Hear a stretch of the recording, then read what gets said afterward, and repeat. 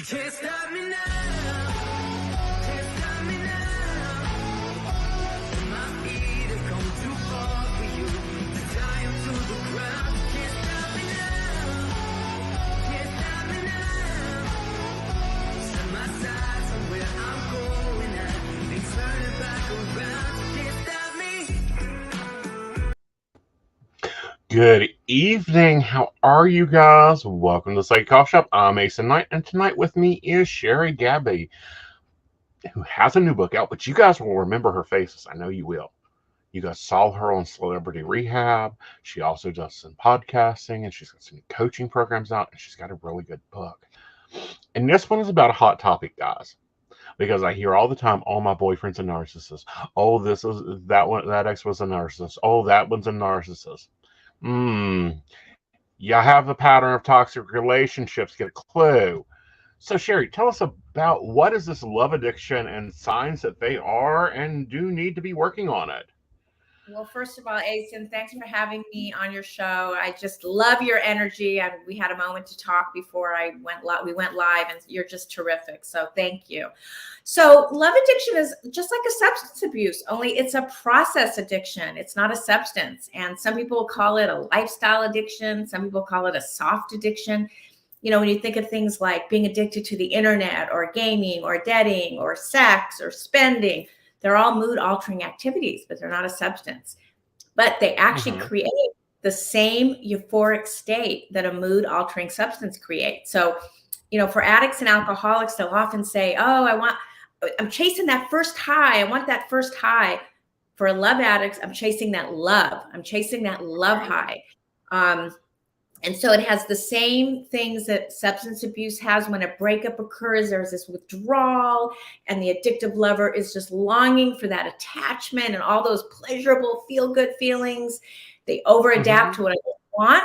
They have no boundaries. They're so afraid of abandonment. They have a fear of letting go. They need others to feel whole. They feel empty. They need constant affirmation. And they have the same withdrawal symptoms, and they give up who they are just to be with that person. And that's why they're so predators, toxic people can just grab them up because they don't want to be alone, and they'll settle. Right. Now, what's this love bombing? Is that different from new relationship feelings?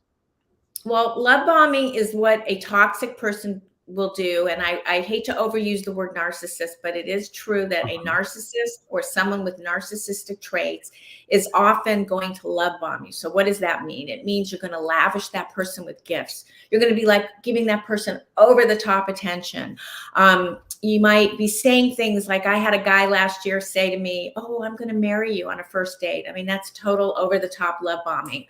You know, it involves over-the-top gestures, sending you inappropriate gifts or lots of gifts, lots of flowers, telling you, I love everything about you. I've never met anyone perfect as you. You're the only person I want to spend time with. So they bombard you with phone calls and texts. They want it's very obsessive, and they want your undivided attention. And they try to convince you that you are their soulmate, like this silly guy did last year. You might hear things like, we're born to be together. It's fate that we met. You understand me more than anyone. We're soulmates. But they don't like boundaries. So you really know you're with someone toxic if you try to set a boundary with them. They're not going to have it. No boundaries. Right. And that's when it's like, no. For me, and I'm thinking most people that have that healthy love situation, it's like, back up, fella, 10 foot. Yeah, you go over in that corner and I'll see you on Friday. Right. Well, but they won't accept that. They, you know, that's when you know you're dealing with somebody that probably isn't good for you, because they just will not accept no for an answer. Right. Why do you think we become addicted to the relationships and get addicted to toxic relationships? Well, you know, I probably will get into this a little bit later also when we talk about you know, trauma, because trauma is a big part of it. But my mission in life is to sort of take away the shame and blame. If you're someone out there that has been getting in these toxic relationships, do not blame yourself. There are reasons. And a lot of it has to do with probably your trauma. But maybe first I'll explain what a toxic relationship is, because like you said, there's so much out there, so much noise about narcissism. So these are some of the telltale signs if you're with someone toxic. A lot of ruminating, a lot of obsessing, unhealthy relationships. There's constant worry. You're always worried what you say to them, what you do.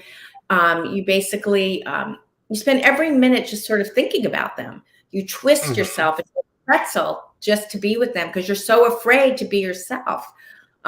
You're always walking on eggshells, so you always are afraid again of what you're going to say. You feel guilty over everything, and the reason you feel guilty is they blame you for everything. They're constantly criticizing you. They're they're really shaking up your confidence. You're constantly fighting with them. A lot of ups and downs, a lot of drama. Very manipulative, very controlling. They yell a lot. They insult. Like I said earlier, they criticize a lot. Sometimes it gets to be physical. Sometimes it gets into domestic violence. A lot of disrespect, a lot of dishonesty, a lot of betrayal, a lot of cheating. And the worst part is you give up yourself to be with that person. You give up your self-care. You start neglecting, you're taking showers, all of these basic things you stop doing because you're just obsessed with this person. And does that lead to codependency for that person? That's a great question. So I used to always say trauma is what brings you to these toxic relationships, your own early trauma. But you can be just a really nice, compassionate, loving person. You may not be a codependent person. You might just be a good person and you end up in these toxic relationships. But you are correct. A codependent is more apt to get into these relationships because a codependent is other focused. Everything's about you. And they get their hit by being needed. And the toxic person gets their hit by, they call it a narcissistic supply, which means they need lots of attention. So these two people kind of find each other. You've got this codependent, needs to be needed, needs lots of validation, wants to be loved. And then you've got the toxic person over here saying, okay, take care of me. They're basically the taker and the codependent is the giver. Right. How does that, I'm going to put it, and it's going to sound weird. How does that differ from what the media portrays as the traditional relationship? Men make decision, women cook bullshit. Well, okay, so you're probably talking about how do we see these things in the media? So think about like the movie, an example of a toxic relationship would be Fatal Attraction. And of course, I'm probably aging myself, but I think everybody knows that movie. Or it's the one with, pardon me? It's a cult favorite, darling. I mean, it wasn't really good when it came out. When you give it a generation, they love it. Yeah, okay, great. Because I was I don't even think you probably were born, Aeson, when that movie came out. But yes, that is a classic movie about obsessive love. I think the movie with Beyonce called Obsessed is a great example. But I'm going to age myself. I am a grandmother and I have a little granddaughter and a grandson. And my granddaughter, who's not quite 6, loves all the princesses. Like nowadays, Disney has every kind of princess. You got Ariel, you got Pocahontas, but there's always like this hero in the background, sort of the prince. And it's like what I grew up with, it was Snow White and Cinderella. Well, now it's all these other princesses. And unfortunately, the little girls buy these little fairy tales. They really do. They do. And I hate to say this, the boys do too. Oh, for sure. They all want to be the princess. They're all looking for the knight. They're all looking for the savior to come in and take them over. But sometimes that armor they're wearing is nothing but tinfoil wrapped on cardboard. This is so off topic, but I just have to throw this out. I took my granddaughter to a Disney. It was so great. Took her to see a Disney show. It was like a theater, and they had all the princesses. And instead of a fairy godmother, it was a fairy god fairy, and he was fabulous, and I loved him. I just had to throw that out. Like, this is so great. This is 2022. We have a fairy god fairy. So anyway, I thought you'd appreciate that. Oh, right? I find it really enjoyable, and it's breaking into the media, breaking into, because I'm going to put it really, really point blank with it. In general, we have a lot of stuff written about straight relationships. We have a lot of stuff written about monogamistic relationships. When it comes to the modern updated relationship, we don't have a lot on, No. gay, multi polyamorous relationships. And these are all like signs and symptoms that are going, yep, that's, for example, the narcissist, yeah, it also sounds like a cowboy will come in and try to rope everything around them. And it's like, no, stay out of my world. Right. Exactly. I think we need more of these role models for all couples, whether you're gay or heterosexual. But definitely, yeah, I agree. And so that's why I was so excited when I saw that, because I thought this is really cool. We're opening, because you're right. I mean, little boys, little girls, we all have fantasies. You don't have to be a little girl to have a fantasy of being rescued. Absolutely. Right. Do you think that, we got a question here, why is codependent being bad? We're not just talking about standard relationship codependency, someone cooks the dinner, someone does the check. We're talking about codependency where you can't decide what you're wearing that day because you don't know what mood he or she is in. Right. I love that. So someone just asked that, is it bad to be codependent? I think why is being codependent bad? Okay, so nothing is bad, but it's only a problem if your life is becoming unmanageable because of that person. When, like you said, Aeson, you're giving up everything for that person. You're bending over backwards. Your life is spinning out of control. You're making that person your whole life.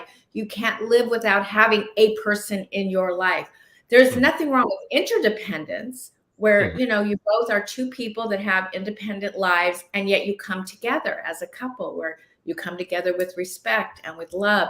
But codependency is definitely a much more toxic situation. In my case, I was married to an alcoholic, and and this is how I ended up getting into all of this, is I was so focused on him. I was going to get him sober. I was going to get him into rehab. I was going to pay for his rehab. I was going to do this and do that. And it became, my obsession. And when we divorced, I was like, well, now what do I have? That was like my whole sense of being was him. And I share this because even though I'm a therapist or a licensed therapist, even though I do this work, it can happen to anybody. It can happen to anybody. Yeah. So you've got the new book out, but you also are doing something I think is innovative, and we were talking about it a little bit before the show. You're doing Wake Up Recovery online group coaching program. Yes. And I'm going to put it out in the chat here about how to get involved with that. It's also in the show notes for our Spotify listeners. Tell us about the program. Oh, What's it Aeson, about? How's it do? thank you for giving me that platform. I really appreciate that. So basically, a lot of people are struggling with codependency, love addiction, and a toxic relationship. And the best way to kind of get through something like that, there's two ways, is getting a great trauma therapist and getting into a support group. So it's really a coaching support group led by me, a licensed therapist. I go live with them once a month, and I have about, 10 videos every month, a new video, expert interviews on the subject. And for your listeners, I'm offering it for $1 trial. Then it goes to $27 a month. And it's really like a treasure trove. I've been putting this membership together for about 5 years. So there's so much great information. There's no rush. They can go through it at their pace. And they get a live, person once a month to help them kind of work through these issues. They have a community. And that's when I was a single mother, I joined a single parent group. When I was married to an alcoholic, I went into a 12-step Al-Anon. Then I formed this for people just like that who are dealing with the love addiction or the codependency or trying to get into a toxic relationship. So yeah, it's $1 and they can join, and I would love to see them in my tribe. Yeah. And, I'm sure it's more than just alive there. You've got resources there. You've got educational stuff there. You've got quizzes. You've got things to work through. We actually, if you are looking at the ticket at the bottom, there is a free quiz that is to figure out exactly what type of lover you have, if they are a narcissist. Now, I get triggered by that word narcissist at this point because I'm tired of lazy sidekicks. Right. Yeah, you said that to me. And I was trying to, I think what you're saying is there's just so much noise out there about it. It's like people, there's so much noise. There's so many psychics that'll just look and go, oh, he's a narcissist, move on. When it's like, you could not have dated the past 15 guys that they called you about, every one of them being a narcissist. I got it. No, I appreciate you calling those psychics out. I think it's everywhere, Aeson. I'm a licensed therapist, so I use my words, very sparingly because I don't want to insult anyone. I don't want to misdiagnose, anybody. But basically, a real narcissist is someone who lacks empathy, and their brain is actually wired differently, where they cannot see another person's point of view. But a person can have lots of traits. They can be someone who does the love bombing, the gaslighting, the hoovering, but that doesn't mean they're full-blown narcissist. I think when our last president came into office, it just became this overused word. And quite frankly, I think it's dangerous calling everyone a narcissist. And it's really not fair because they're not diagnosable necessarily, but they may have traits. And that's why when we talk, I use the word toxic because it's a little different than calling someone a narcissist. Right. Oh, also, by the way, now, another book. The little banner. We've got the quiz in the ticker in the bottom. It'll be going down there. Now, what about and I'll be honest, in our industry, it was before that the buzzword is, oh, he's a psychopath. Oh, okay. No, he's just psychopath is like a basic. He's not a killer. Yeah. Psychopath is really literally someone that has absolutely no remorse, no conscience. He's a killer. A sociopath is probably more like a con man, someone that's more manipulative. Let's not throw around these words. Let's just talk about who are you with? Well, let's talk about boundaries. Pardon me? Let's talk about boundaries. Because that seems so hard for people to set. What's your thoughts on boundaries and where those boundaries should lie? Exactly. Well, if you're someone who's a codependent, you do usually have trouble with boundaries because, like I was saying earlier, you're very other focused. So if you're other focused, you don't even know what you know. You don't even know what your preferences are. And that probably came, and we can talk about that a little later, from trauma, some sort of feeling like I didn't count, I was invisible. My parents neglected me. I was abandoned. So you don't even know who you are. So you don't even know how to set boundaries. But boundaries, when you're with someone who's toxic, they're really good at walking over your boundaries. And I always say that is the first telltale sign that you're with someone that's toxic, if they won't allow you to set your boundaries. But let me just go through a couple of things about boundaries that I think are important. Don't justify. You don't have to justify, explain, or defend yourself. Toxic people, they use a lot of scrutiny and a lot of intimidation to make others second guess themselves. And if you're someone who had a history of trauma, you are going to second guess yourself because you don't know yourself. So that's a big red flag right there. And that's when you really want to work with a trauma therapist. If you're constantly second guessing yourself or always asking other people for their opinions, there's something going on with you. So it's going to be harder for you to set a boundary. But the thing with toxic people is going over your boundaries gives them a feeling of power and control. And part of boundary setting is the right to decide what you share with others. Be really careful what you share in the beginning. Less is more. The less you share, particularly personal information, the less a toxic person has to use against you. I remember this guy I was talking about that I dated last year had 1 million questions. And then lo and behold, those questions became attacks later on. So be very careful, the kind of information you share. But again, you don't have to justify your thoughts or feelings or actions. If a narcissist criticizes you, you can say things like, I hear your opinion, I'll consider that. Or if they question your actions, you can say, I'm confused. And you can say, I'm confident, not confused, I'm sorry, I'm confident in my choice. If they demand an explanation, you can say, that's personal. Or we'll just have to agree to disagree. All I can say really is leave when it doesn't feel healthy. You don't need anyone's permission to exit a destructive interaction. That includes a date. If you're on a date, look at your watch or whatever, your phone, and say, oh, I have another appointment, got to go. Or have somebody call you and just use that as an excuse to leave. But don't ever put yourself in harm's way of somebody that is toxic. Right. What about this obsession? When is it really more obsession and not really love? Well, love is usually easy, calm, slow, steady. You're not worried. you feel safe, you feel secure. Obsession is when you're thinking about the person all the time, ruminating, always worrying about what they're thinking. Any little thing that they do, they don't text you that minute, you're nervous, you're anxious. I mean, it's everything opposite of safety and security. And we're always trying to move towards secure attachments. So if you find yourself with someone unavailable, that's not going to bring you a healthy, loving relationship. If someone is emotionally unavailable, you want to find someone who has a secure attachment, and you yourself want to work towards having a secure attachment. Right. And, can we look at what a secure attachment is? A secure attachment is a feeling of I'm okay within myself. Like Right. I can be in my own skin.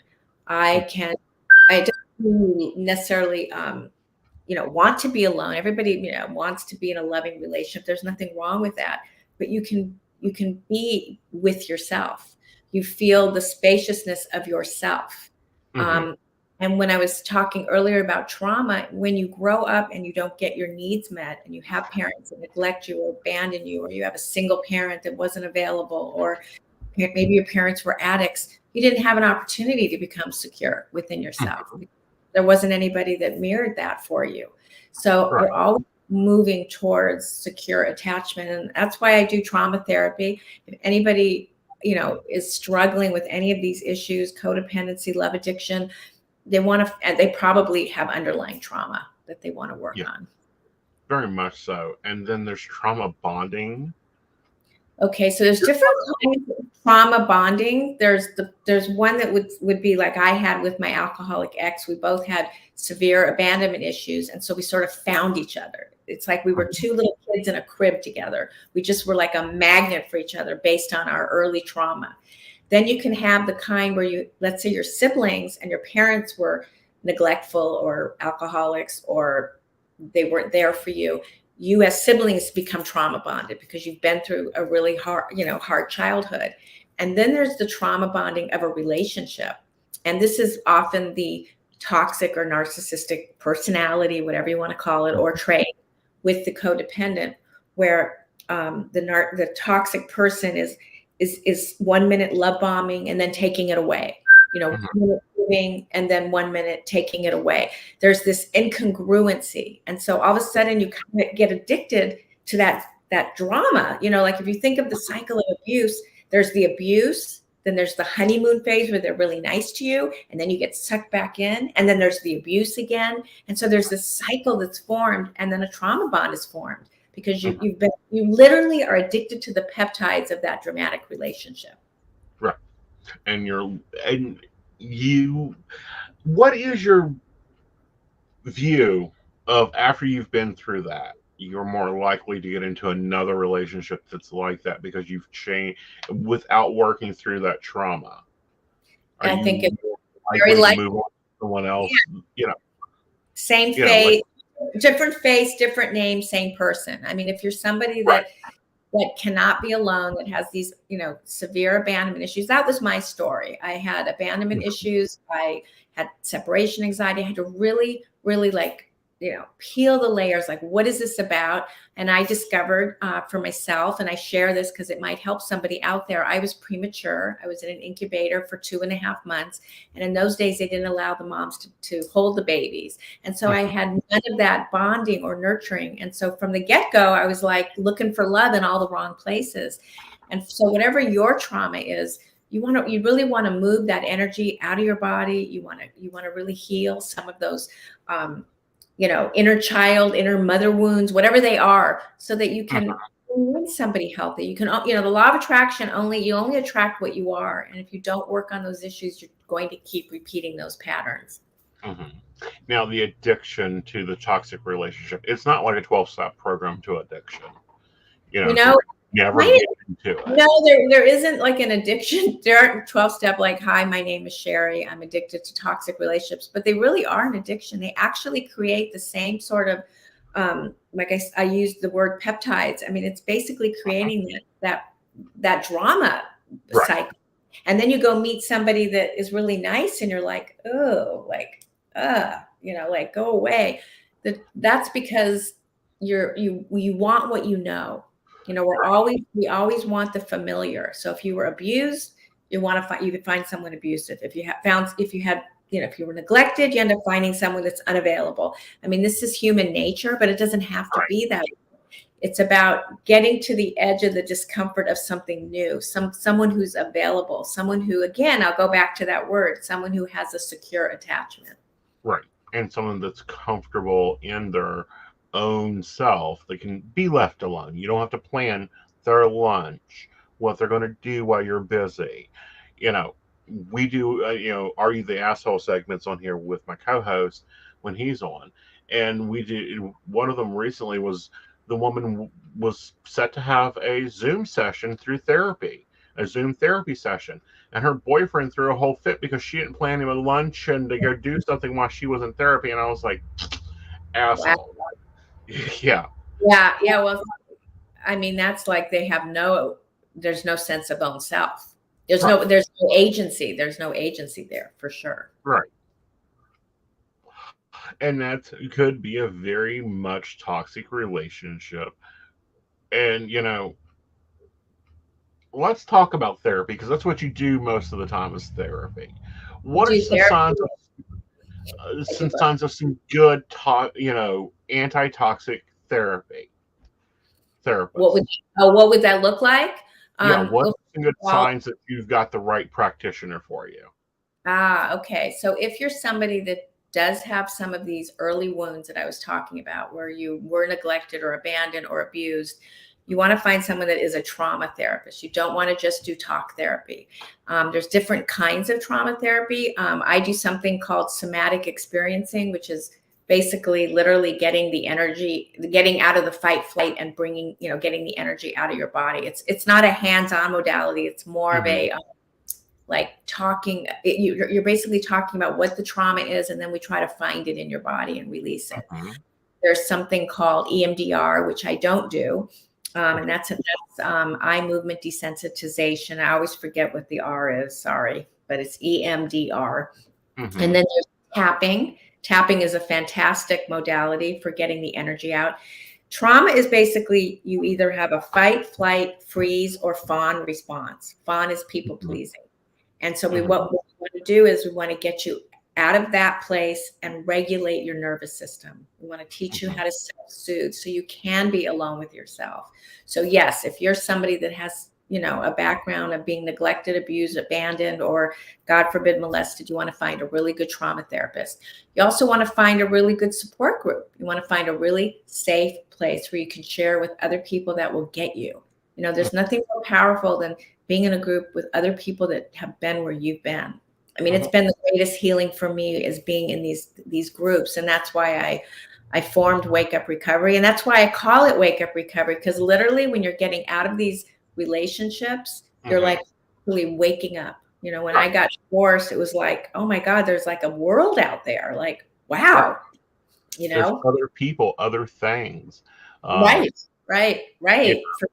And that's so simplistic, but when you are in one of these codependent, love addicted relationships, you really do. The world sort of stops around that person. You're literally, I always say the drug addict is addicted to the drugs or the alcohol, and you're addicted to the person.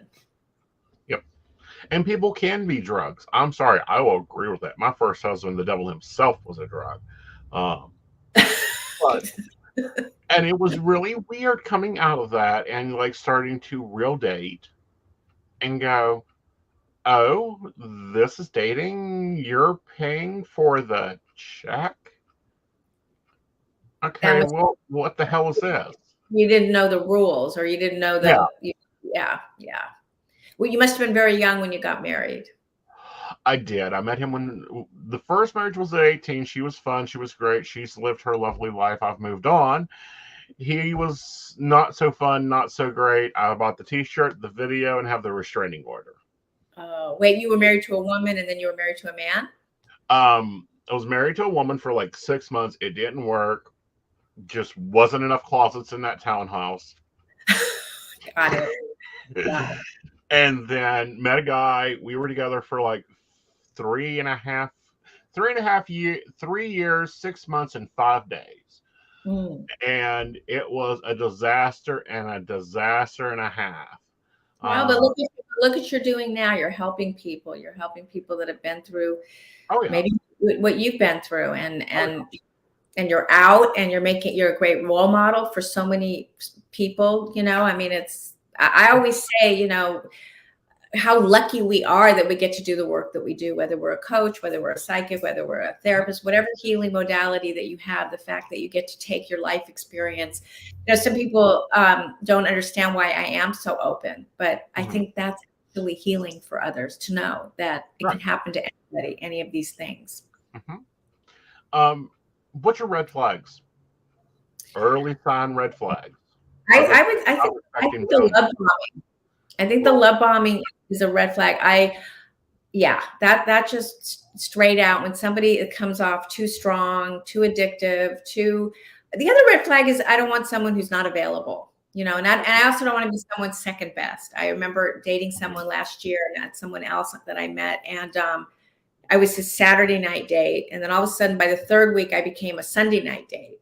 And I just knew that I would, he was like dating a lot of other women, and that's okay, but I didn't want to be with them.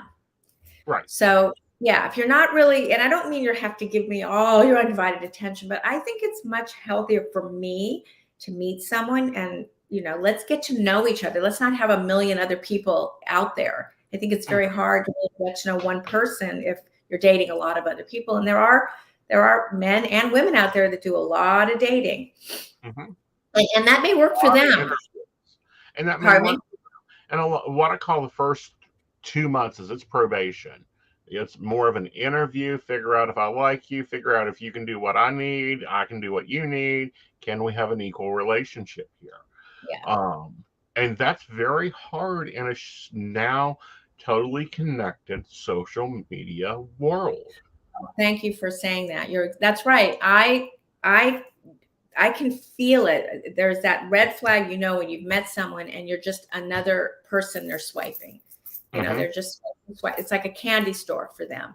And you can really tell the difference. And in that case, I knew that I was moved over to the Sunday. I was relegated to Sunday because there was somebody prettier. And what was great is I actually communicated it. I said, so I find it interesting. And he had a perfectly fine answer. He's like, well, I don't really know you. I said, well, okay, but why Sunday night? Who's getting you Saturday night? Right. And, he said, well, I'm out there and this blah, blah, blah. And I'm like, okay, well, you know what? If you find that none of those other Saturday night dates don't work out, give me a call. Right. And that's a good place to be at. That's a true looking at it as, you know what, you're an addition to my life. You're not the sun of my life. You're not going to take over and be a planet. We're going to see if your galaxy fits with my galaxy. Yeah, exactly. Everybody, everybody has a right to date their own way. But in the digital era of dating, it's you really do have to have your eyes open because, and you really can't be online or on those apps if you have any sort of feeling of, oh my God, he's ghosting me, he's abandoned me, he's rejecting me. You have to look at it as that is the nature of that app. And if you can't handle it, don't be on an app. Right. Well, and for me, someone doesn't get added to my Facebook the first time I meet them, or the seventh time I meet them. They don't get access to my Instagram, until there's a reason for them to be on my Instagram. Until there's actually a relationship. No, I get it. And that's that moving too fast. Yeah. And that's when, slow and steady wins the race every time. Right. Do you think people are still, half the problem we're seeing out of relationships now is the social media speed up of constant communication? I do. I think, I'm a little older. I'm not a little, I'm probably a lot older than you. And I think there is, and it doesn't matter because I'm just as addicted as the next person. I mean, I have a huge, if anybody wants to go to my Instagram, it's Codependency Curious. And I'm on there all the time. So yes, I think that we're constantly looking, searching. It's all this, you know what it is? It's your nervous system is unregulated. You keep wanting and craving and you want and you want and you want and you want. And let's just slow it down, guys. Let's slow it down. So let's slow our dating down. Let's slow our, our fixation on people down. Let's slow down fantasies. That's right. I didn't really talk about that, but love addiction, there's a lot of fantasy of who you think someone is, not who they really are. Like, slow it all down. And take time to think it out, because you can come into a relationship perfectly independent, psychologically healthy. You have trauma you have dealt with, you've boxed it up, you've put it in a box, and 3 months in, they've wrapped your world completely around you. And it's like, I'm getting ready to move across country because your job changed. Right. Yeah, no, you're right. You got to slow it down. You got to really, slow, like I said, slow and steady wins the race. But, loneliness does a funny thing. A lot of people do a lot of funny things when they've been lonely, and then suddenly they have somebody. It's a very interesting thing. I've done a lot of silly things out of loneliness. So it's like, we got to look at our intentions. Like, what's really going on here? I mean, when I went out with the guy a year ago that said, I want to marry you on the first date, I knew that was love bombing. I knew, and I had all the information in my head, but I was lonely at the time. And so, okay, I'll give him another date. And as I look back, all the red flags were there. Red flags are your best friend, everybody. They are your best friend. But also, if you don't go with your red flags like I did, and you slip and you go on that second date, it's okay. You just will learn for the next time. It's all good. No shame, no blame. Hi, Dottie. Good night, Dottie. Oh, did she pops in? Oh, okay. Chatter.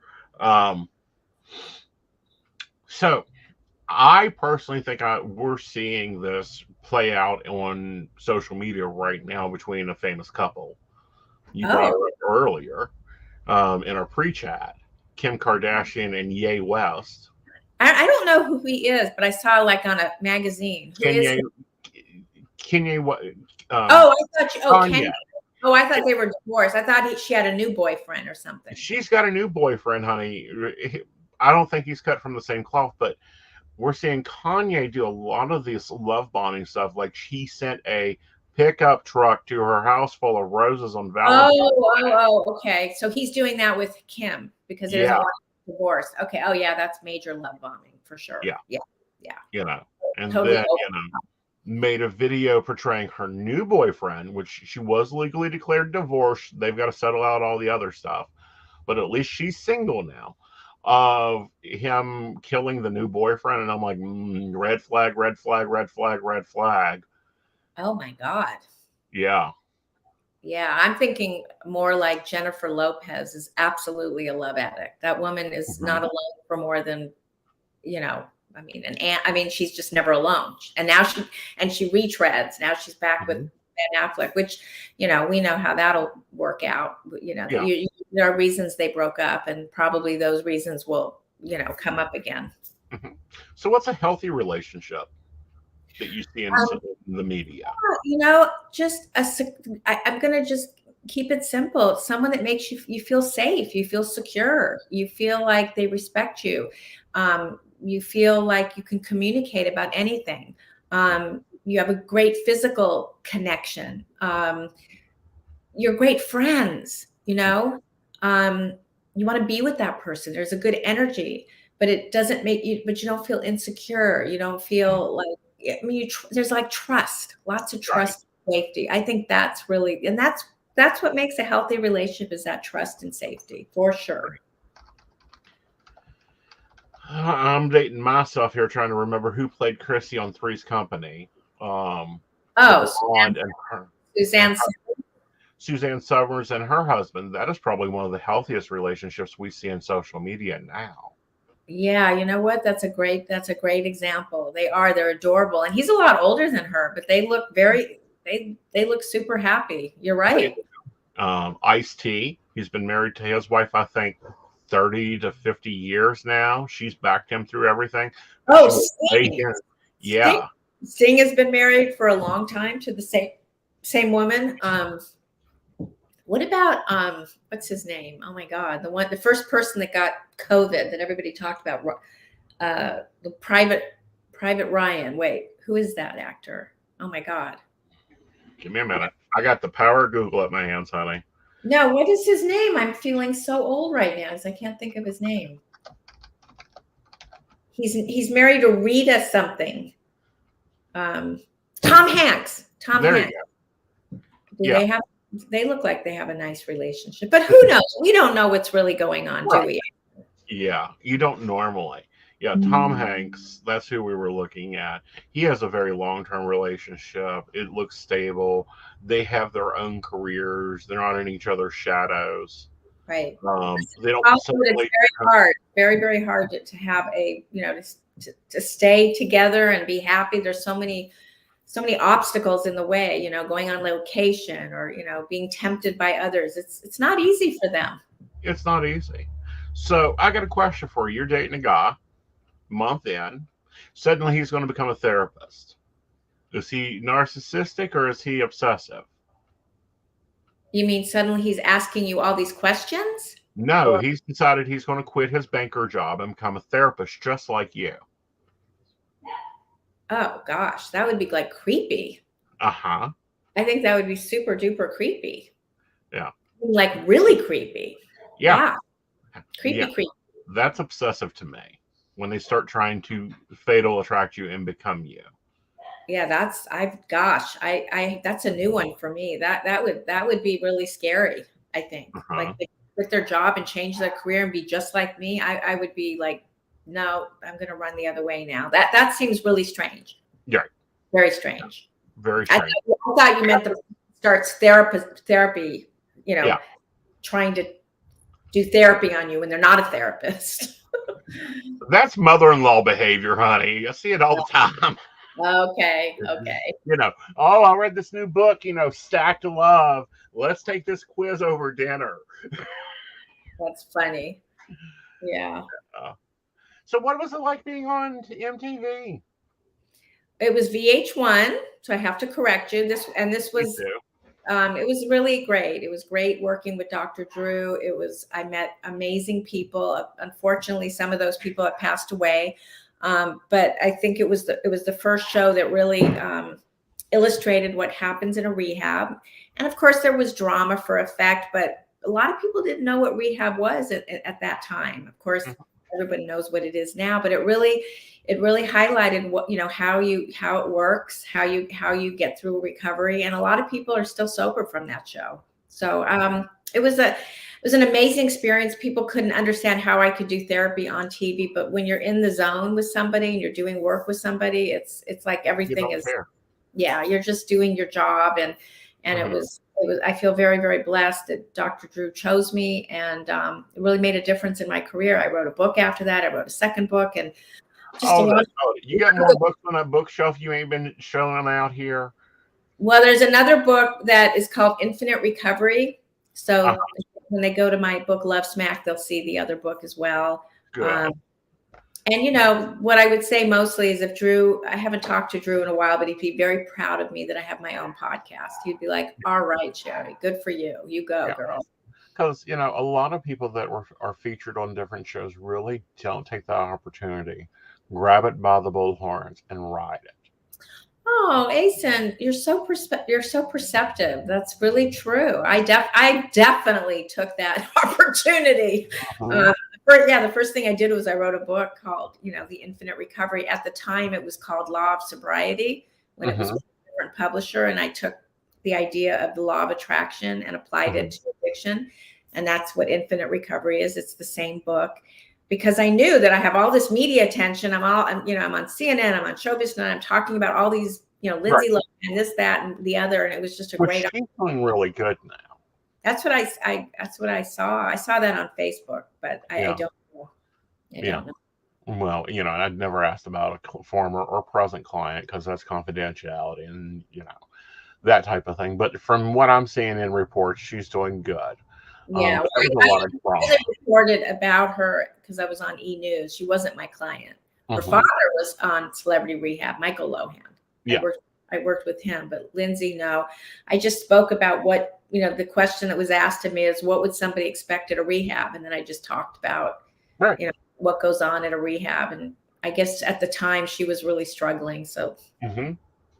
she was the hot topic back then because she had, coming through their teenage years, trying to straighten her life up. It took her a while. And, we see that in a lot of child stars, Right. that takes them a moment to go, oh, I may be Cinderella with a glass slipper, but I've got to go be my own person over here. No one gave me a script to tell me what to say here. Yeah, it's very sad.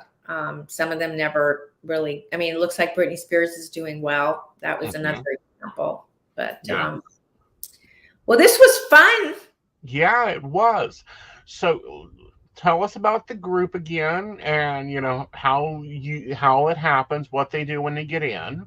Okay, so it's called Wake Up Recovery, and it will cost them $1 trial, then it'll go to $27. And thank you, Aeson, for putting that in your show notes. This coming Monday, we're going to have a live group coaching call. And then, like you said, there's hours and hours and hours of all kinds of lessons, video lessons. Every month I drop another one in.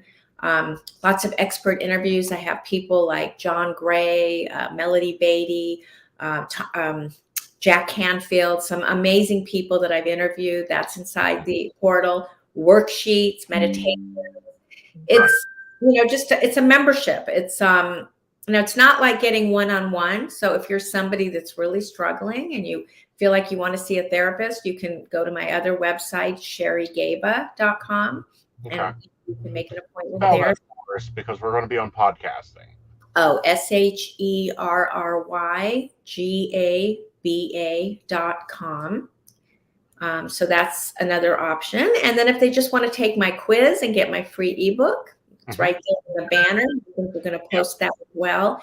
And I just really appreciate what you're doing, Aeson, and I appreciate everybody that was part of this show tonight. Yeah, it's been great having you, darling. When you write your next book, come on back. We'll sit down and have a cup of coffee about it. And really, I know that your group gets into a lot of law of attraction. I think that we're going to see a resurgence with that, working on more of the psychological level of it. Yeah. Because there is a whole hermetical principle, psychological thing going on.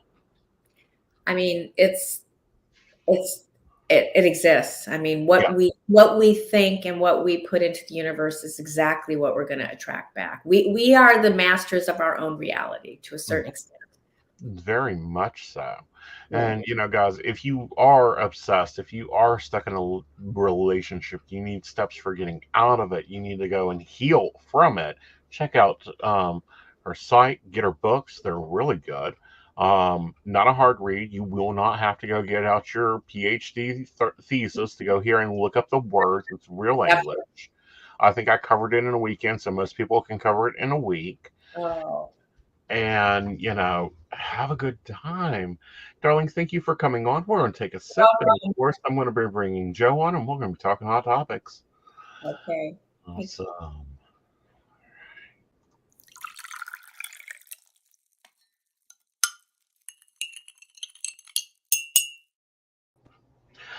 Hello, darling.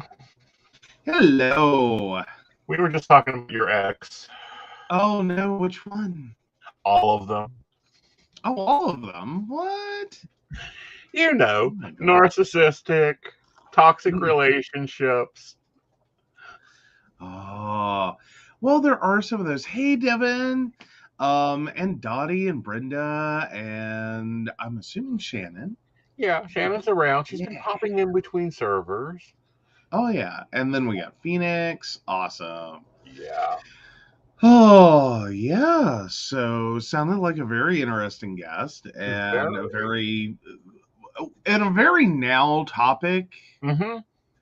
I mean, like, right. Pandemic shut you in for a while. All right. You learned some things. You got to see people when they didn't have, like, a moment. Right. Or two. Yeah, to like readjust the mask and pretend they were someone else. Mm-hmm. So yeah, I'm sure a lot of people are reevaluating their spousal choices. Have been. All of us have been. Oh yeah. Yep, she was on YouTube. Then you posted it, and she went into, of course, the barista chat. And, then she came into the break room. So Biden has apparently banned Russian oil. Good job, Biden. Hey, fair enough. I mean, a lot of, well, and then Russia in general is just getting banned, period. Well, Like we are. Russian vodka, like even now Virginia, I know West Virginia was trying to, I think we may have uh banned like Russian vodka, Russian based liquors. Russia's, I mean, should be loudly getting the message you done screwed up. Right. But here's the thing is all the Republicans are going, oh, gas prices are going to rise. Really? Yeah. Let's see. Every company except Shell, when the oil prices crashed in Russia, started buying up their oil quickly. Except Shell. Everyone else got their asses called out on it. And then Shell went, oop, we're not buying it either. No. And yeah, we use we don't use that much Russian oil. If it was the Emerald Isles, we could see that. Well, but then, in the rest of their products that were shutting down, kind of like Shannon saying the less than 10% of Russian liquors we were selling. Now, there's another big thing going on there is banks are pulling out of Russia. Yeah. As well as Visa, MasterCard. Like, I don't think there's a single credit card company. Not one credit card is working in Russia now. Yeah. Well, basically, in the meantime, well, now that's a misnomer.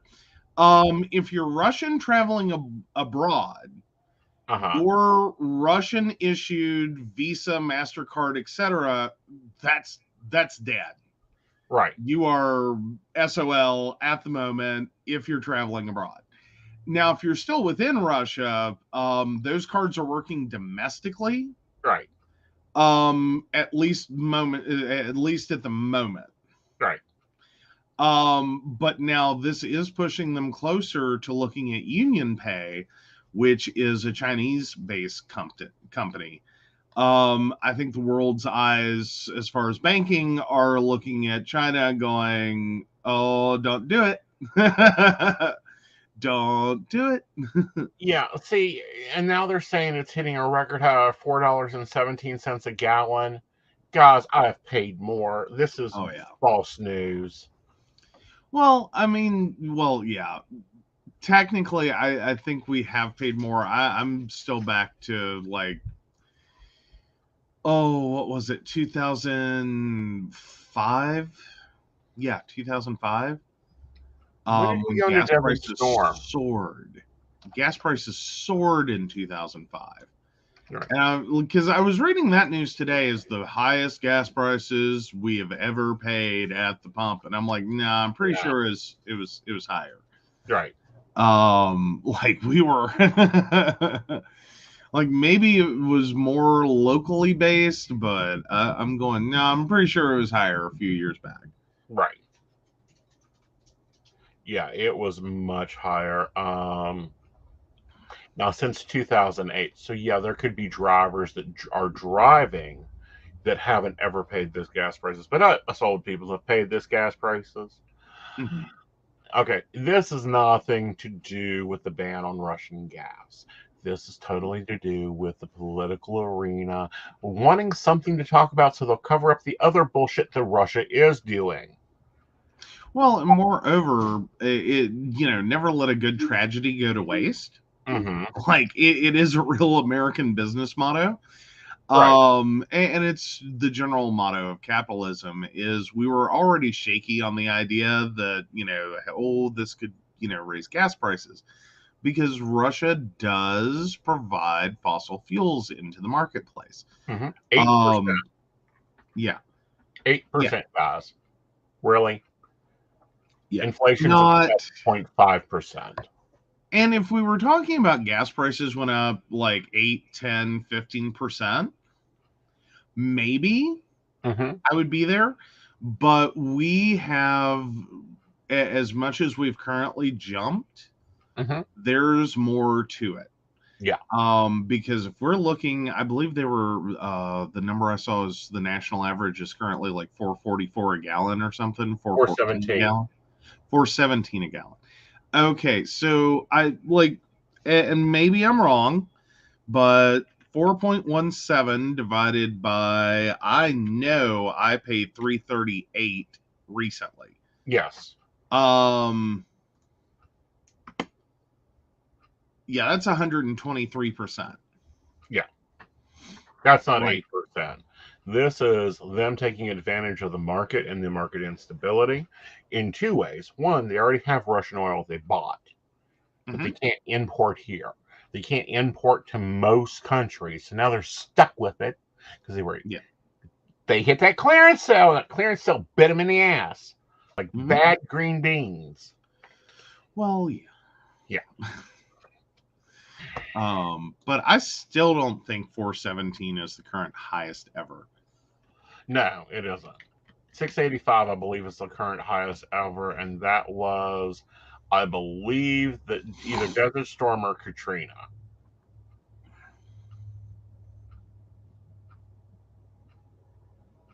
Well, yeah, they're saying the previous high, or AAA is saying that the previous high, USA Today, quoting AAA, says the previous high was 411 on July 17th, 2008.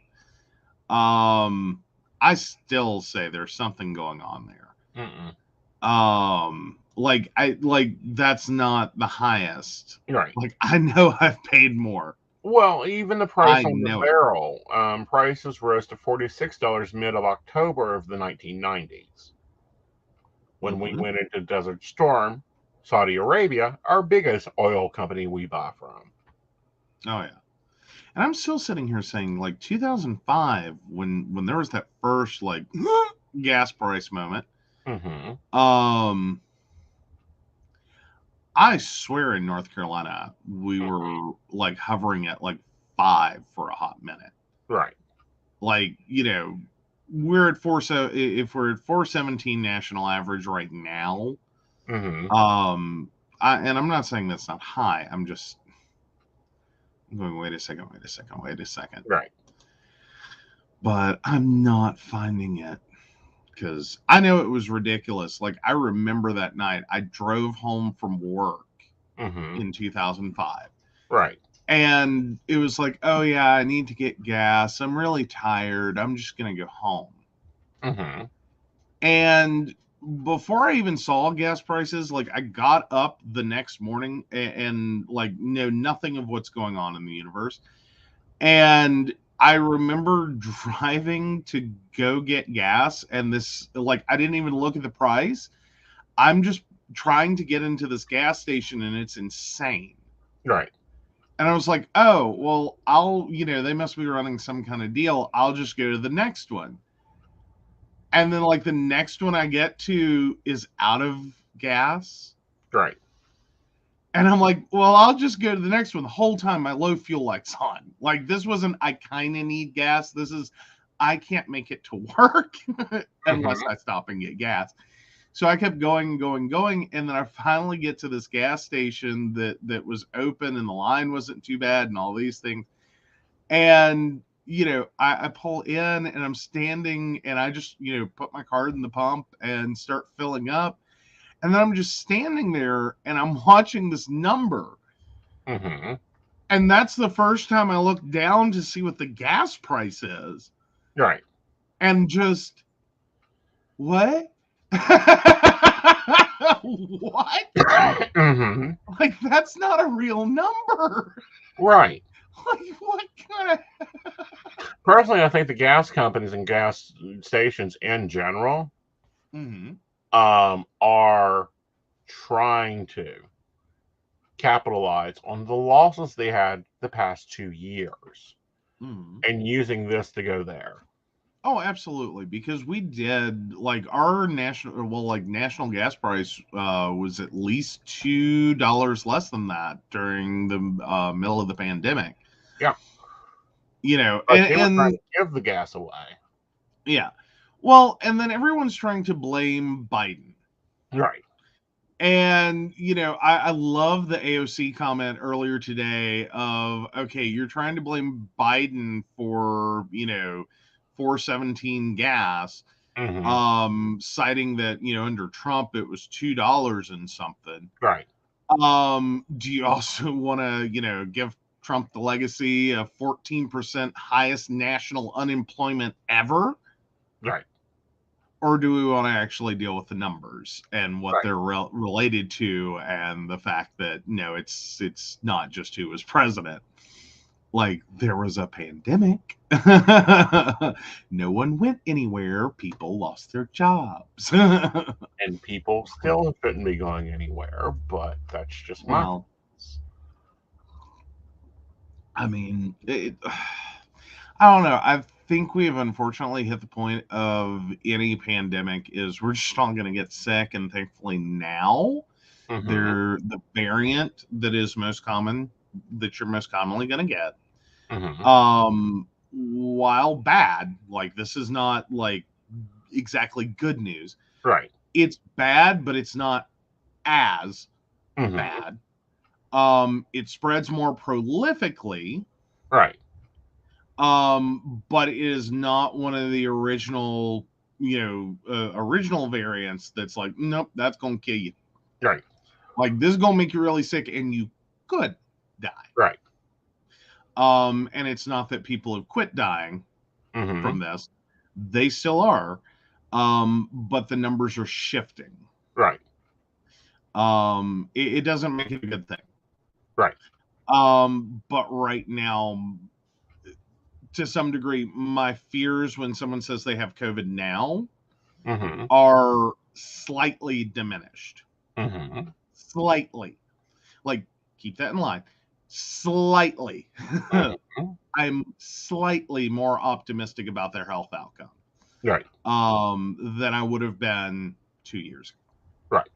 So, does that mean we should all go out, have a great big giant, like, party, maskless, inches apart? No, that's not how we handle that.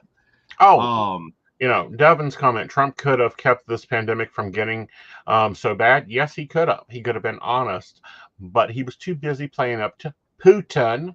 And I saw earlier one of the lovely Republicans tweeting about gas prices, and I said, "Oh, you want to call this on? Let's talk about your past two boys here. One was sucking Putin and under his permit, and the other one was trying to get gas as high as he can get it. So don't even start with me, Capito." Oh yeah. Well, no. It's been a wild and rocky couple of presidencies, and personally, right now, yes, as like any other household, I have to say, if 417 gas is the cost of going against Russia, with lowered unemployment, we can afford that better. Yeah. Because have you seen what our jobs are? I mean, I moderately had more calls during the pandemic. Like business-wise, let's be honest. People were like, one, with a shortage of chips, with a shortage of production and manufacturing, with a shortage of shipping, with a shortage because truckers weren't getting paid, not because there was a shortage of truckers, but that's a whole other show. But with all the random shortages, people were predominantly looking to fix, not buy. One, because the prices to buy new, because I did have to set up a couple of clients in that way. One in particular, their entire office needed to go remote. They had not, that there wasn't an ever idea that they would need to do that. Right. So of course none of these employees had laptops. Right. Which boggles my mind. Like, well, I'm sorry, I came out of the corporate world back in the early 2000s. You were assigned a badge and a laptop. Well, right. And if we were talking a Fortune 500, a Fortune 5,000, that would very much make sense. If you have 100 and some employees, you need a disaster recovery plan that involves laptops at bare minimum. But this was a very small business. You know, they had roughly 10 employees. And that's a very rough number and a very wonky number. Some of whom did have laptops, but the core office people, you know, who reported to the same physical location day after day after day, did not. Right. So we, like, literally, we ended up having to buy 6 laptops. That was, or excuse me, 7 laptops by the time the order was placed. And there's this whole moment where I'm looking for computers and I'm having to, you know, out of stock, not available, you know, yada, yada, yada. Dell can't fulfill. They're not even trying. And so we're having to look at systems that I'm just like, 1, this is a little bit overkill. But 2, this price is ridiculous. Right. Like, I can tell you right now, this system, because the fundamental price on that system was something like $6,000 a machine. Right. And I'm just looking at it because it's a gamer level laptop. Right. Like, that's what it was originally designed for. Right. Was gaming. And it was supposed to be a premium gamer system at that. Right. This machine, pre-pandemic would have been expensive. It would have been about $3,500 to $3,900, somewhere in that band. Literally, there was just by, you know, market force, that machine ended up jumping to almost to $6,000. Right. Well, and I'm sitting here going, it's not worth it. It's like other things we priced out, because also during the pandemic, we rotated to the Aeson systems, and that was interesting. We, you know, and we as a small business made the decision, it's cheaper to rent the damn thing. Yes. At that point, it was like, it was seriously at that price point, like that was the better choice than trying to buy outright. Yeah. And you know, there was a legit moment of, I looked at you and said, I can't get parts. Right. Like, I can't build a system right now. Right. You know, I'm lucky when I can get a hold of the things that I actually need. And no, there's no way I can, you know, go out and buy parts for that. Right. Well, you know, and on March 15th, I'll have Betsy on, and we'll be talking about pivoting and business developments and business changes, and how we as business owners have to think of these things now and to be able to pivot quickly.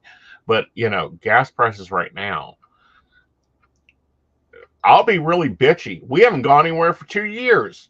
We don't need to go anywhere now. Not really. I mean, we're still doing like essential travel fundamentally. I just end up like, now those of you who are on my personal Facebook page saw me post this past week that like and I found one of my comments interesting, and I'll get to that one in a second. But I was just kind of sitting around and saw that I had a notification from Google about my driving for February. And it's like, okay. And I go and look, and I drove like 1,500 and some miles. And I went, well, that's why I'm so tired. I was on the road. And it pointed out I was on the road for nearly 47 hours in the month of February. And I went, oh. But you know, when sometimes you're looking at a graph and you start scrolling it, and you realize that this is not its peak value. And so I'm flipping through, you know, prior years, and I get back to like January 2019, when I apparently drove like 4,000 and some miles. And that's not even the peak value. The peak value was the month before that. At a whopping 5,000 some miles in 1 month. So in the December 18, January 19 combo, I put over 10,000 miles on our car. Yeah. 2 months, just, yeah. And then I'm going back because I make, you know, there's things that register for me. If I have to get 2 oil changes in the same month, that registers. I've done a lot of driving. Like, because I know that it's like, well, I did, you know, at least 3,000 in the prior time period. And then somewhere in there, I did 3,000. Having the realization that we had a roughly almost 4 oil change 2-month period. Yeah. Is like, well, I know why my engine blew up. Like, honey, I have told you a lot of work on it. Told you this before, and explained to you that before we changed our business model, we were only home 12 weekends in a month. I mean, 12 weekends in a year. Yeah. We were on the road for 40, at least 40, sometimes 44 weekends. I mean, if we can remake the calendar so we have 12 weekends a month. We're on to something. Well, honey, like we can make a mint. We can make a mint. Yes. We can make a mint if you can get 12 weekends in a month. But yeah, so yeah, but you know, we were only home in 2018 12 weekends. We were only home Wednesday and Thursday of that calendar year 22 times. Yeah. So like half the year we were on the road. Yeah, we lived in 2 cases in 2018, especially because 2018 is when we were running the 2 houses. So I lived in a suitcase the whole year. Oh yeah. Yeah. And no, that was roughly about the time we were moving me, and I realized that later.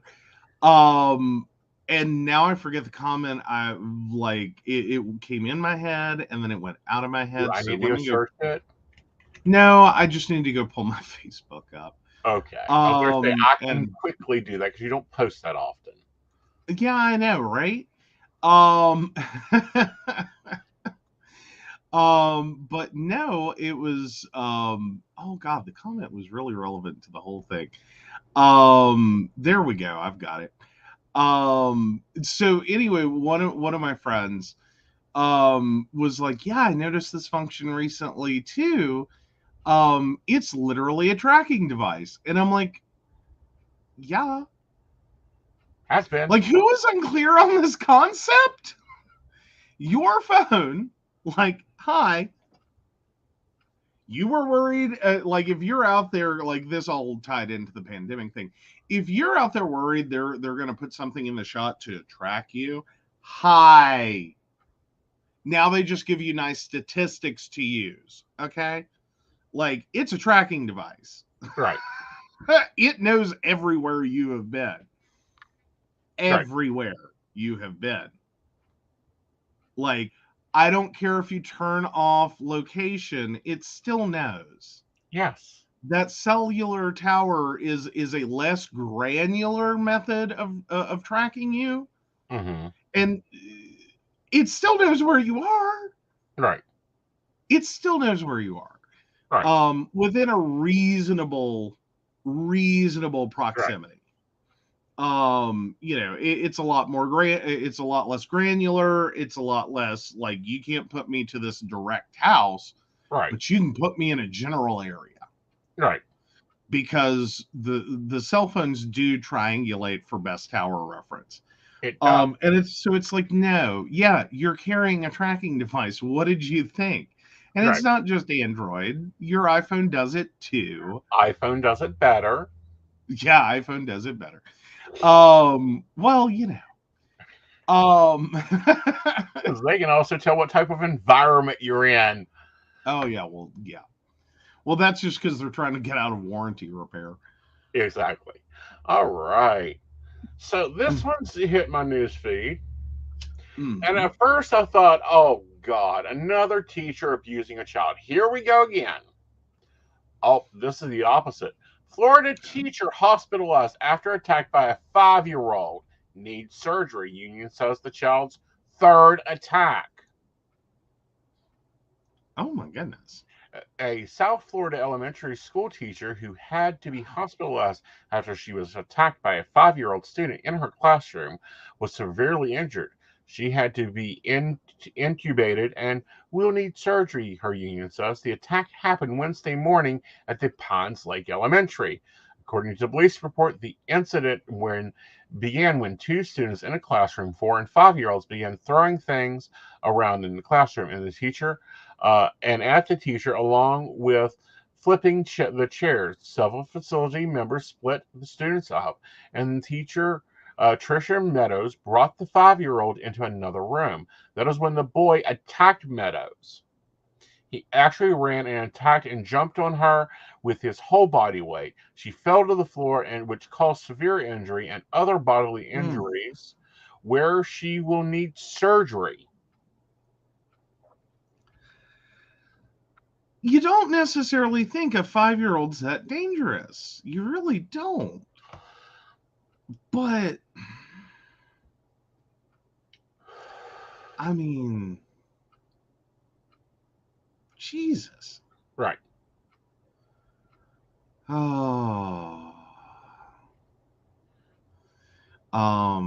Granted, there's additional parts of the stories. One parent who did not want to be identified said that her child is in the same class and is a special needs classroom.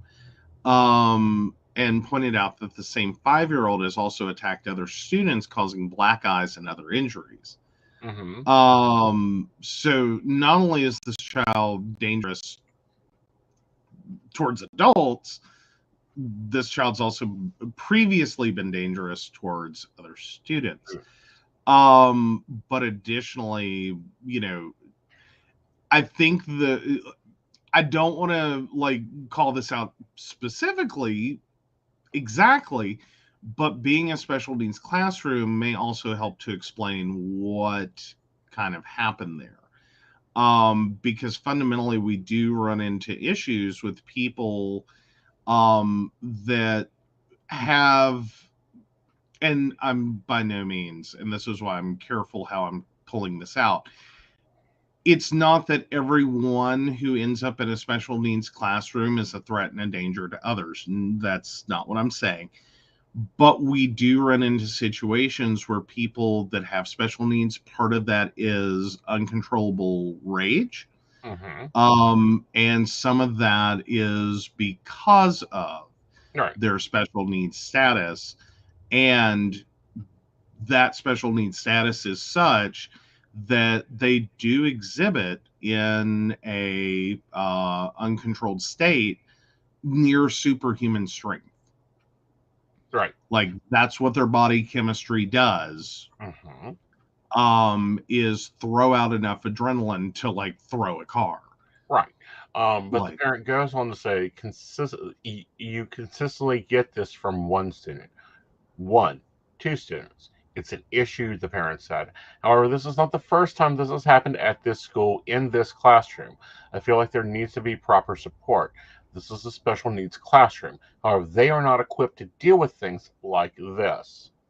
Parent went on to say that they needed to be held accountable. The parents need to be held accountable. The district needs to be held accountable. They've dropped the ball. And unfortunately, Ms. Meadows probably will not be returning to the school after surgery. Yeah, and I'm thinking this is also going to most likely turn into quite a hefty lawsuit against the district. Because there's no way. Because what I'm troubled by is this seems like this was a completely alone teacher. Yeah. And that's not your general setup for special needs classrooms. Right. Just because when you're in that situation, the last thing you want to be is alone. Because typically these are smaller classrooms to start with for more individualized, specialized attention. But even at that, If even if you're only dealing with a handful of students in that classroom, if you have to focus all your attention on one or two of those students, you're completely diverted from the rest of them. Right. So that should generally be at least a two-person tag team. Well, it depends on the IEP because each student may need their own assistant, and that's what this is sounding like. This one needs a bodyguard.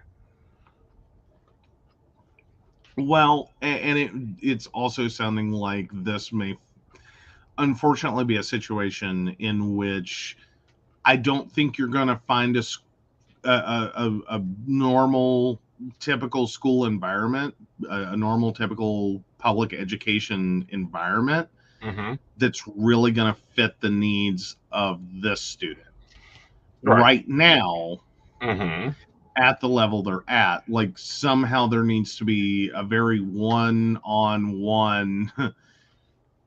very student-focused, at least intervention. Right. Well, what scares me to help get them there. Right. What scares me and what worries me more is this is a 5-year-old. In 4 years, he'll be a 9-year-old, or she'll be a 9-year-old. At 9, they're at your shoulder. That means they can go for your throat. This isn't just body slamming you to the concrete with their full body weight and beating the pulp out of you. This is going for jugulars. Something needs to be happening with this child now. And it sounds like the district isn't wanting to do that. Well, and it may not be the district per se as much as it is, as horrible as it sounds, is the public education system is not fully built for special needs students in every regard. It like there's a level of problems that a school system really can't always manage because it doesn't fit neatly into, what one would normally consider proper education and instruction. Right. And by no means do I say this child needs to be, like harmed anyway. That's not what I'm saying. As much as trying to neatly explain the needs of this child and how someone needs to interact with them. And, given this situation, I think we can all agree that this may be a child that at least until someone can get better control over their behavior or until they can get that child to have better self-control, that this is a student you may seriously have to look at doing things that in any other ordinary student situation would sound like abuse. Like let's be clear that the things that you may have to do to help control this child until they can learn better might, and I am not talking about like beat the devil out of this child. That's not what I'm saying.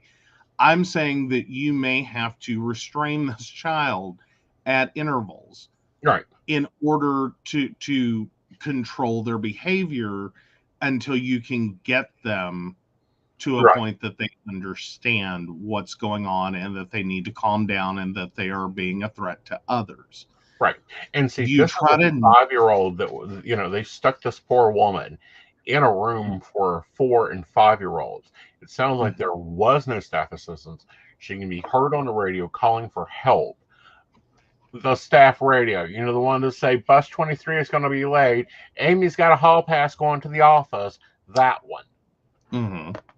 Ridiculous. Yeah. The third incident. Yeah, I would also argue that again, this is going to be, I think, a lawsuit by teacher to district. Yeah. Over the situation they've put her in. Right. If it were a one-off situation, a one-time thing, I don't think there would end up being a lawsuit. Like, it's a freak incident. We'll, adapt better. But if this teacher has been hospitalized multiple times because of actions by one student, how many warnings did you need? Well, how many warnings did the district need? Okay, if the first 3 times he or she hit a student, why weren't they put out? Well, and that's just like, he's already hit this teacher multiple times. And then there's the issues with other students. Right. Now, I think the argument can be very much like what they're pointing out, that currently this child's not facing any criminal charges. He's 5. Right. Or she is 5. That they are, below the age of reason. Right. Like, there's no, like, in even your typical understanding of a 5-year-old, you don't associate a 5-year-old having the ability to form a intent. Oh, baloney. I've seen 3-year-olds form intent. Well, but the theory goes that at this age level, a lot of this child's actions are, and not this particular child, but any 4 or 5-year-old, etc., they're acting without understanding the consequences. They're acting without understanding repercussions for their action. Like, none of this are they actually forming a real intent to do harm, as much as they are acting without control. And that because of that, how do you charge a 5-year-old with a crime? Battery. Well, but again, if you can't establish that any ordinary 5-year-old has a real understanding of the consequences for their actions while they're committing an action, how do you charge a child of that age with a crime? Right.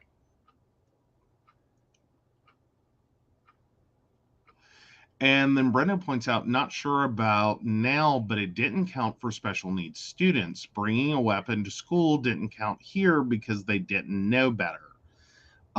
Hearing talk to friends, he knew what they could and couldn't do to him. Yeah. Yeah. So a friend, a special needs teacher, had to quit after being kicked in the stomach while very pregnant. So yeah, that's, and to some degree, I can't inherently disagree with the concept, as ugly as it is, that this 5-year-old really can't commit a criminal act because the level of understanding this child has for how they're interacting with the world, even without a special needs situation, that any ordinary 5-year-old could not honestly be committing a crime, because they don't know what the hell they're doing, because they lack the fundamental basis of knowledge. Do they know they're doing something in the moment that they probably shouldn't? Yeah. Can they actually form, a coherent understanding of like why? No. Right. I really don't think got a question. We'll take that question. So Devin 31678, will my youngest do okay living in Florida with her friend? She's moving in this year and I worry. Well, all right, I'm going to lay it out here. It's really interesting how it laid out. First, we have the Empress and Emperor here being a very balanced pair. Then we have the King of Swords and the Queen of Swords. So this is 2 couples trying to deal with things. One is unsure, the other one's stressing themselves out. But at the end of the gate, I want to say who's planning on putting on a sewing room. I wouldn't do it so soon, because we have the 6 of Cups here, which is the prodigal son or daughter returning home. So she may be moving to Florida, but I don't think she's going to stay in Florida. Okay. She'll be okay. She'll just come home. Yeah. Actually, I heard from a client whose now adult child just returned from Florida. And it was actually kind of an interesting situation. They were going to the Disney program for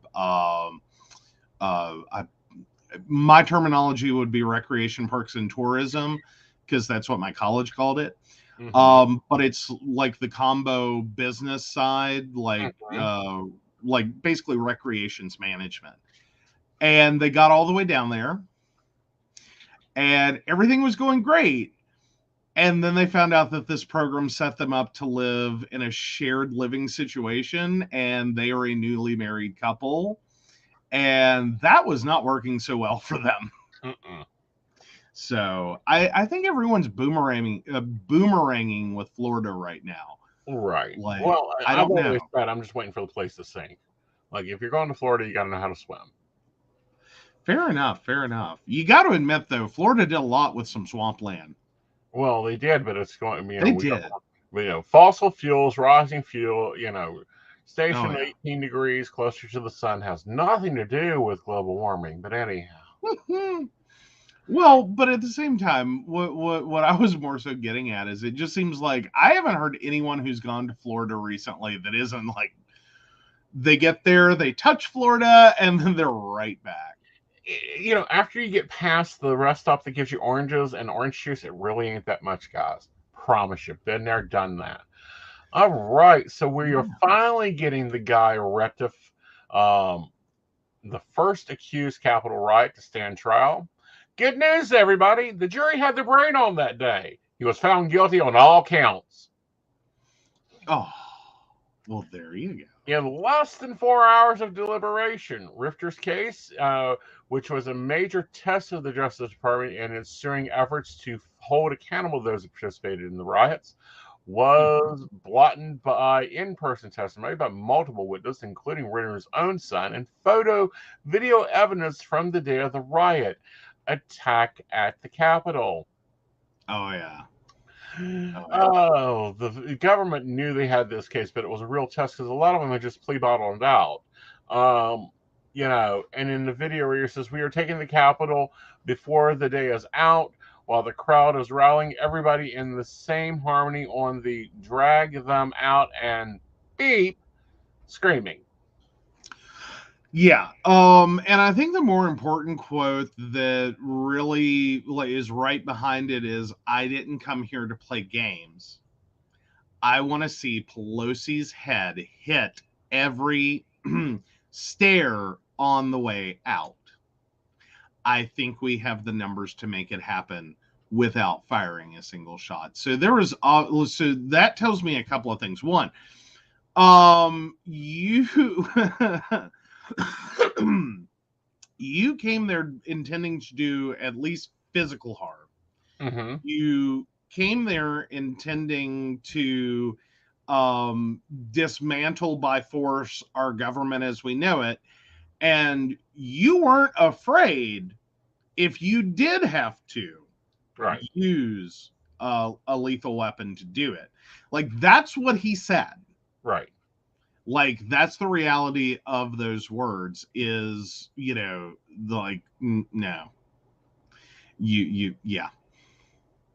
yeah, that's compared to like the wiggle room, shall we say, that a lot of other defendants in this situation have gotten. His comments are so clear. Mm-hmm. There's no wiggle room. Right. It's not hyperbole. You said too much. Right. And you were very, very pointed with it. Right. That this is what you were here to do. Right. So now I'm very happy to see that. Right. I'm very happy to see this. So now I'm assuming that sentencing hasn't taken place yet, and it hasn't. Of course, he's going to appeal. His wife even said that. Because really, how wife Nicole descended on the guilty verdict and urged other January 6th offenders to remain defendant. to remain definite. Do not take a plea, Nicole said, who indicated that her husband would appeal his verdict. They want us to take a plea. The reason we have all guilty verdicts is they are making a point out of Gary, and that this indicated that other members of 1/6ers and we all will fight together. She thanked the jury and the court staff, but had strong words for the prosecutor. It just really opens my eyes to the overreach of the DOJ effect that will have on the American people in the long run. As long as you allow this to continue, you are all in danger, she said. If you're going to be convicted on your First Amendment rights, all Americans should be wary. The fight has just begun. Yeah. Yeah. Can we get her for treason? Why is this man being charged with treason? Well, and then here's the moreover part. Like the head buried in sand on this, though. Like you're still not getting it. Right. Like this, I hate seeing this First Amendment argument keep coming up. Yeah, he has right to free speech. Yeah. He has a right to go to the Capitol and protest, and, you know, he can scream whatever he wants to. Mm-hmm. And it's not really, but here's the problem. You can say whatever you want. The problem is when you're doing it while committing an illegal act, while narrating the illegal acts you intend to take, you have free speech. You don't have a lack of consequences for it. Right. Like, why is this so hard? Well, now listen to these charges. I think that there is 2 charges really missing from this. He was found guilty for making threats to obstruct justice, trespassing with a firearm, bringing a firearm to a restricted area. He refused to leave. There is no treason. There is no threat to a public official. Why are these charges not there? Why is the DOJ being so lenient on these charges? Well, and like that's the horrible irony, is she's talking about how horrible and how much they're just trying to make an example out of him that they're being. You know, if they were trying to make an example of him, the first, probably last and only charge would have been treason. We'll just stop right there. Right. You know, maybe go a couple more just in case treason didn't cut it. You know, high crimes and misdemeanor, you know, like there's a few things I think there's a few things there. And what's bad is he'll get either a jail sentence that's really light, or he'll get probation. What he should be getting is tarred and feathered and hung up on the White House's fence yard. Well, again, I think that's probably a vulgar display, more so a nice extradition, or well, not extradition at that point, a nice exile to a foreign country, whoever's willing to take him. I know Russia needs humans right now. Yeah, really. But fundamentally, this is, you know, it's one of those situations. I don't know how to make this any clearer that, like, yes, you have free speech. You can say whatever you want to say. That's free speech. Like, you cannot be prevented from saying things. The problem is you seem to think that means you're free to say just anything you want without repercussions for what you say. No. There's a difference between repercussions for what you say because you made a threat and retaliation against what you say. For some reason, this is a really hard concept for people. Well, not only that, but it's a really hard concept to understand that he didn't just stand up on the street corner and act like these stupid 2-bit Christians. He didn't do that. He didn't march in a parade. He didn't carry a sign. He didn't stand up in the middle of rallies or anything else to do anything. He attacked and destroyed property, threatened political officials, destroyed our property because, hello, we own the Capitol. Well, yeah. Well, but fundamentally, here's the difference. If he had gone in and said, I think this is wrong, I think this is incorrect, I think this is horrible, I think, this is a sham election, I think this, I think that, blah, blah, blah. He was free to say all that, and he could have said all that, and there would have been no retaliation. That is his opinion. Mm-hmm. Again, there are consequences for shouting that opinion. Right. Like any other situation, your friends might think you're nuts. But that's okay. And if that was all he did, mm-hmm. Yeah, she would be absolutely 100% correct that they're trying to make an example of him and this is retaliation and blah, blah, blah, blah, blah. But that's not what he did. Right. You communicated threats. Yeah. You took physical actions. How do you not process? Officer, you attempted to intimidate a federal officer. All of those are illegal. Like, where is this GOP lesson on First Amendment rights? And why doesn't it cover the finer point of you are not in your free speech devoid of responsibility for what you said? Right.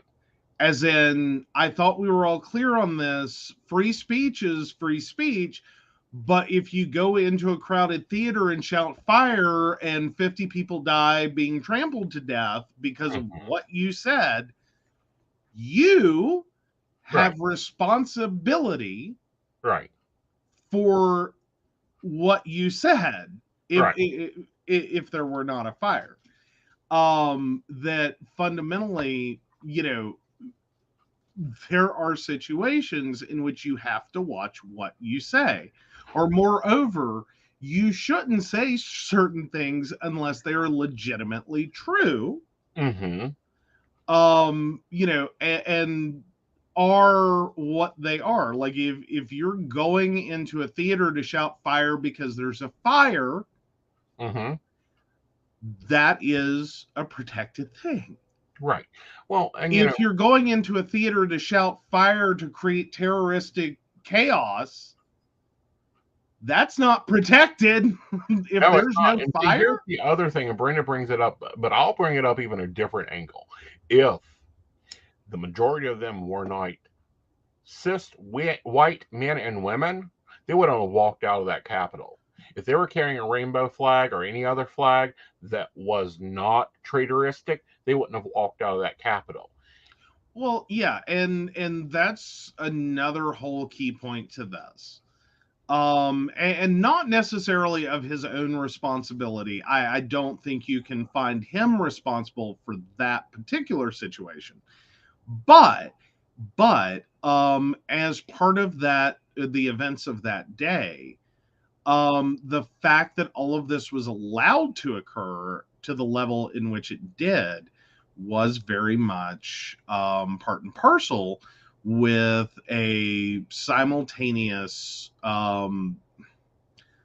one could say collusion, or conspiracy, with various members of our government, elected officials, who ensured that, there was no National Guard called, there was understaffed Capitol security, there was communication to Capitol security not to try to stop anyone.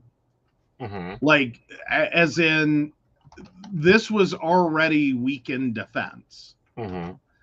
Like, and that's the other part that I really think is worth talking about, is because a lot of quote unquote the 1-6ers think they really did something.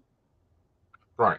And it's like, okay, but do you realize that in terms of, like, yeah, it was a horrible day, and yeah, you did a lot of harm to a lot of people, but do you understand that the only reason you got to do what you got to do was because effectively our previous story about the, special needs teacher that had no support, that's what you effectively did, is you acted like 5-year-olds in a classroom that was understaffed. Right. And you did not overpower them because of your sheer might. You overpowered them because hardly anyone was there. Right.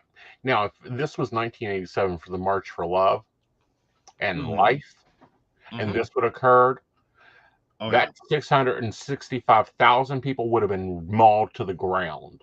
If this was the March for Jobs that occurred back in the early 90s, when the African American and people of color, POCs, marched on Washington, they would have been mauled to the ground. They had the army out that day on grounds. Both of those times. And then even contrasting during Trump's own presidency.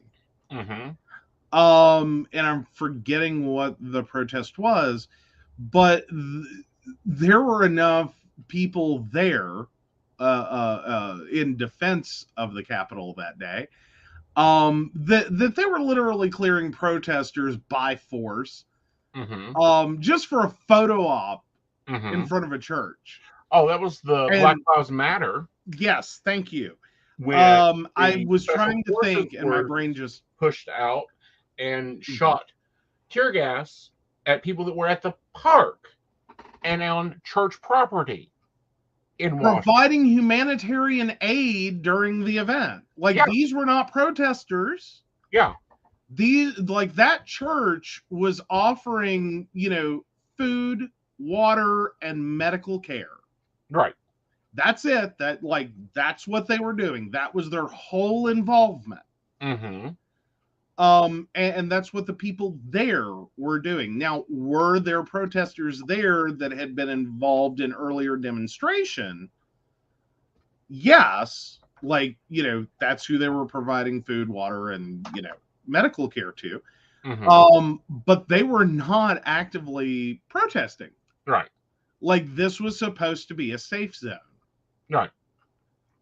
As a lot of churches become. This is akin to, or that situation was akin to, the inability to create humanitarian corridors and coordinate that between Ukraine and Russia. That's occurring right now, and that is all about Russia. Says, yeah, we'll have a humanitarian corridor, that's fine, and then they open fire on people in the humanitarian corridor. Right. No, that's not a humanitarian corridor. That is shooting fish in a barrel. Right. If that's how you plan to win this war, please realize. Right. That's a really bad strategic plan. Right. For a number of reasons, not the least of which, the world will judge you harshly. Right. For the fact that you couldn't even allow a humanitarian corridor. Not once, not twice, but multiple times. You failed the humanitarian corridor concept. Right. Which means, one time is an accident. And it's a horrible event that shall not be repeated. Right. Once you hit 2 and 3 times, that's no longer an accident. It's that you are taking advantage of a very common concept, and literally using it to treat random people who are seeking aid, help, and assistance easy targets.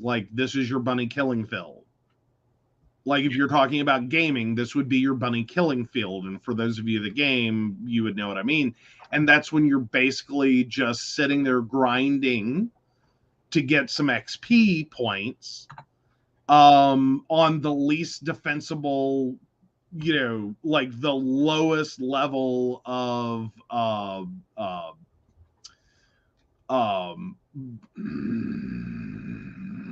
I can't think of the word, opponent, Right. In the game. Like you're just sitting there like, get me my points, get me my points, get me my points. Right. Like it's slaughter. I'm going to try out one of these new features. Oh, you're trying out a new feature. What? Yes. Share screen. All right. So we are screen sharing so we can see how this went. Yeah. Okay. Maybe. There we go. Yeah. So, yeah. Politico. Yeah. This is a bunch of white supremacists, for those that weren't clear. Yeah. Yeah. Where was this? Where was this January 6th? Where was this equipment? Where was these lovely tear gas? Huh? We had it. Don't tell me after a year and a half it gets put into, a box and hidden away in some closet. Well, and more importantly, they were specifically instructed to not do that. Right. That, effectively the takeaway understanding was, this is the president's day. This is the message the president wants to send. This is the actions the president wants. And he does not want these people impeded in any way, shape, form, or fashion. Right. To borrow a line from our dear sweet governor. I'm going to take a minute. You're going to talk about the "Are you an asshole?" because it's totally on you. Okay. Well, hey, what? Are you calling me an asshole? Like, what the hell? All right. So let me get that up. I hadn't had a chance to hit all of his links yet. So am I the asshole for saying at a recruiting event that I'm trotted out as the token girl engineer for every recruiting event? I work at a tech company. I'm one of two women in a technical role, and the other is very introverted and wouldn't be great at recruiting. So every time there's a recruiting event, I get voluntold for it. It was especially frustrating for me because my whole team is under crunch time, and a day I spend recruiting is a day I have to make up later. I was at a recruiting event at a local college, and a young woman who was thinking of applying asked how the diversity at my company was. It looked good from our panel and promotional materials. Side note, almost every person of color, woman, or queer presenting person on the promo materials has either quit or never worked there in the first place. I answered honestly in front of a small group, well, there are two women in technical roles, and as one of them, it sometimes feels like working two jobs. One is an engineer, and one is the token girl engineer who gets pulled away from work for every photo op or recruiting event. Honestly, if you like being a trailblazer and are prepared to take on the extra unspoken PR as the girl engineer, you might find a role here fulfilling. But if you prefer keeping your head down to focus on the technical side, it is easier to do that at a company where there is more gender and racial diversity. She appreciated my honesty, but the manager who was running the event told me to leave. I have a meeting with HR and my manager tomorrow. I don't think my opinion will be any news to them, as I've already told them I'm not interested in being assigned to photo ops or recruiting disproportionately because of my gender. And I've been told that it's important for me to be there to help recruit a more diverse staff since the company is trying to improve. I feel like they're mad that I said the quiet part out loud at the recruiting event, but it was an honest answer to the question, and I keep on being brought to these things for my unique perspective and whatnot. I think they might also see themselves as doing something good, trying to do outreach to a more diverse applicant pool, and see me as ruining that. Am I the asshole for what I said about my job?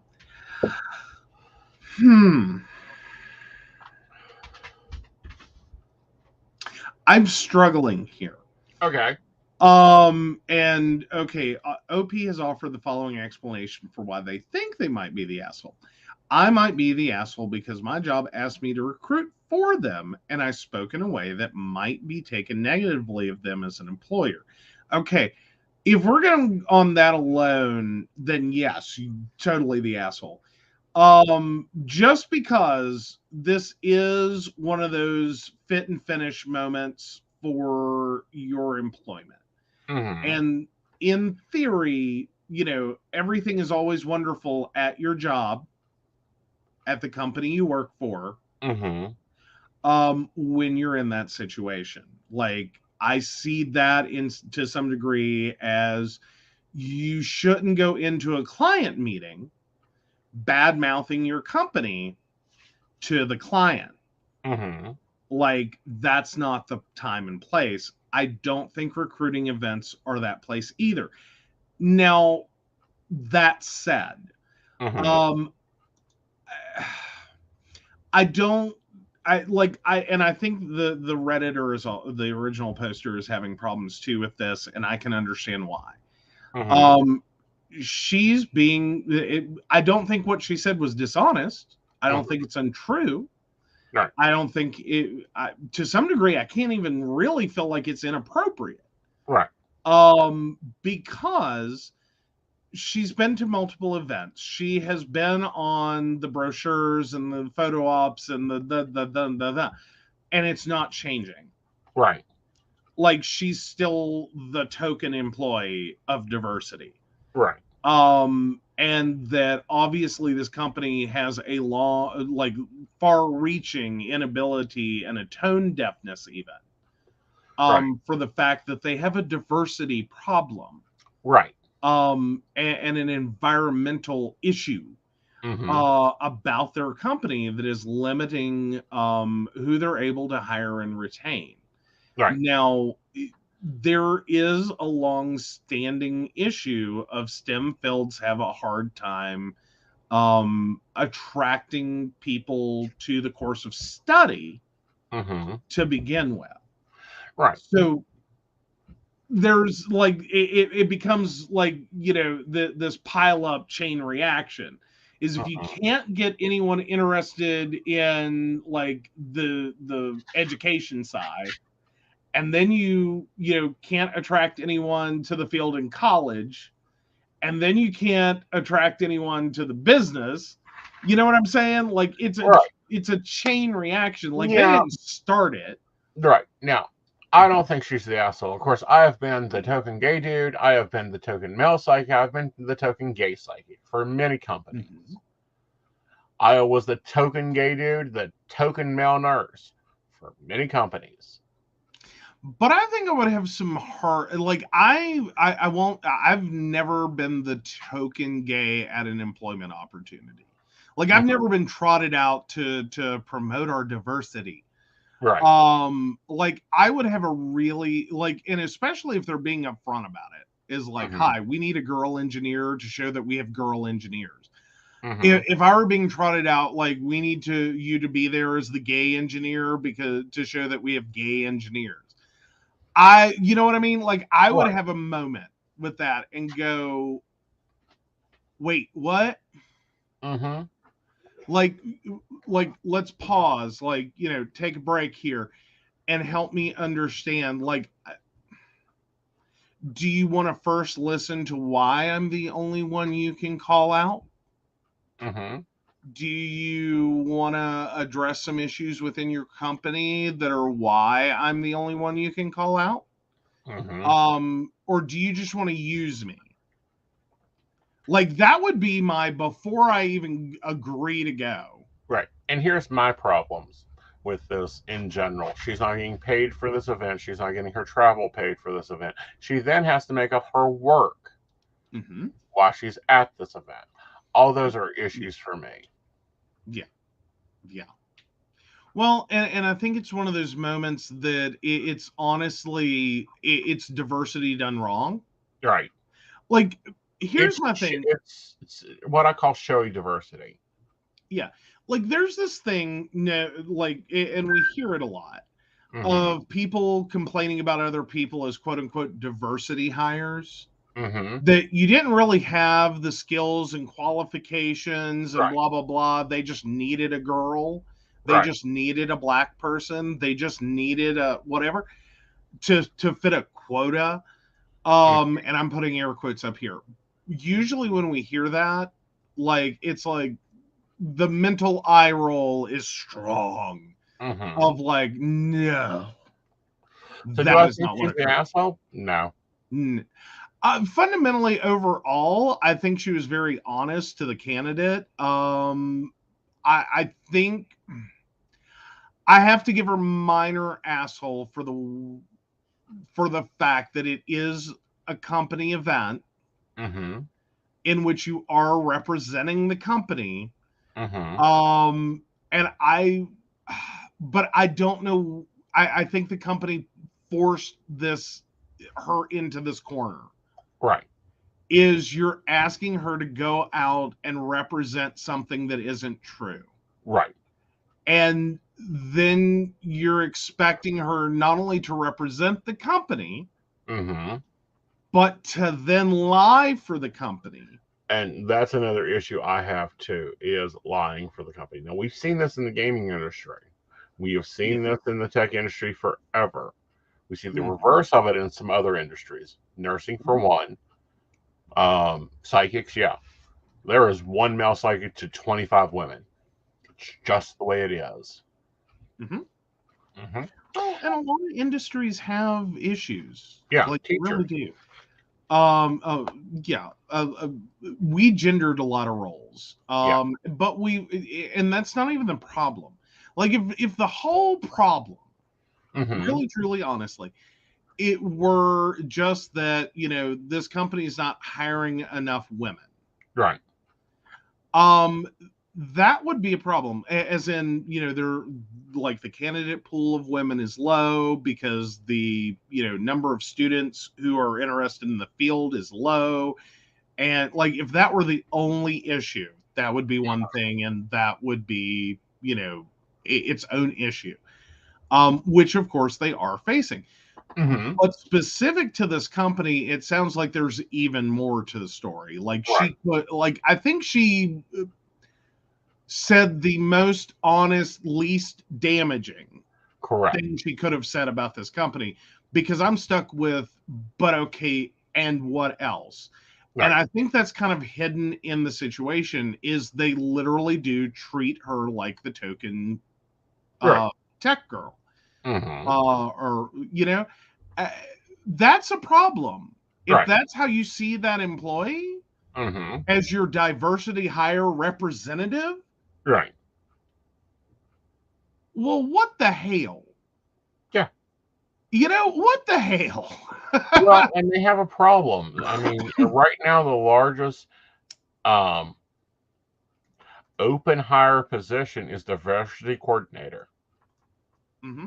Well, and mostly because people misunderstand the whole concept of trying to hire with diversification. That it is not a negative.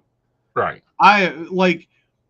I've seen a lot of people of diverse backgrounds suffer in companies. I have seen a lot of companies suffer by diversity hiring. Right. All because they do it wrong.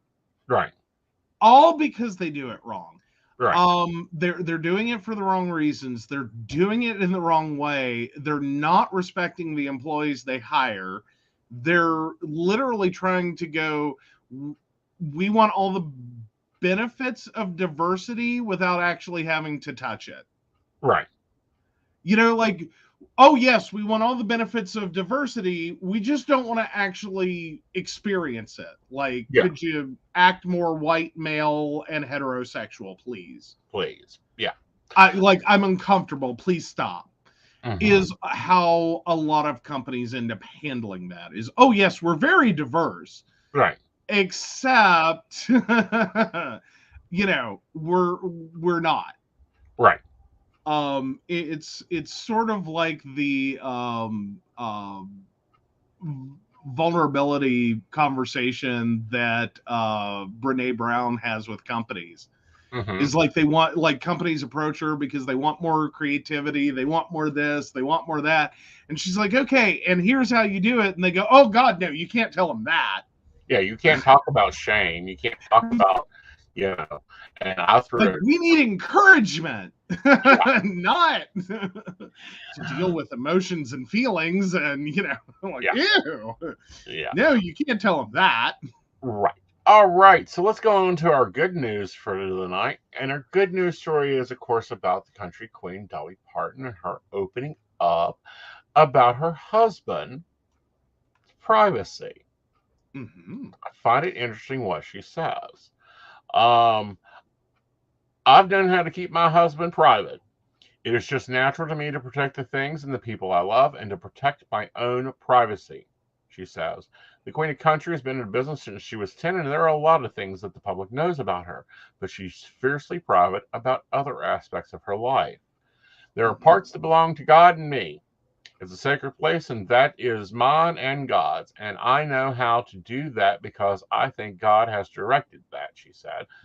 I pray that God will give me enough to share and enough to spare when it comes to my money, but also to myself. Let me share everything I can, but let me keep me. So, yeah. Since this was your original model, how is it like being on the other side of that privacy gate? I'm sorry, what now? You were going to be, I was going to be the Dolly Parton, and you were going to be the Dolly husband. Yeah, well, that didn't work out, did it? I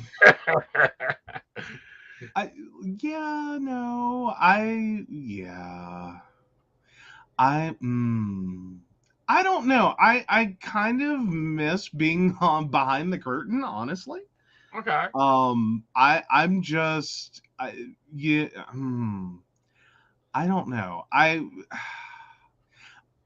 I think fundamentally I'm okay with it. I'm not trying to sit here and be like, no, I hate this. Why do you make me do this every, twice a week?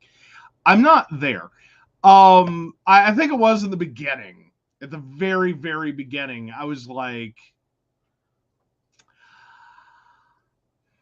this may break us up. Like, to be truthfully honest, I think for the first probably like 6 months, I was probably there. Like, this may break us up. Like, I don't like I'm not saying I didn't want to be on air at all. I didn't. And I never want to make it sound like I don't enjoy any of this at all, ever. Right. That's not it. That's not the deal. That's not what I'm saying.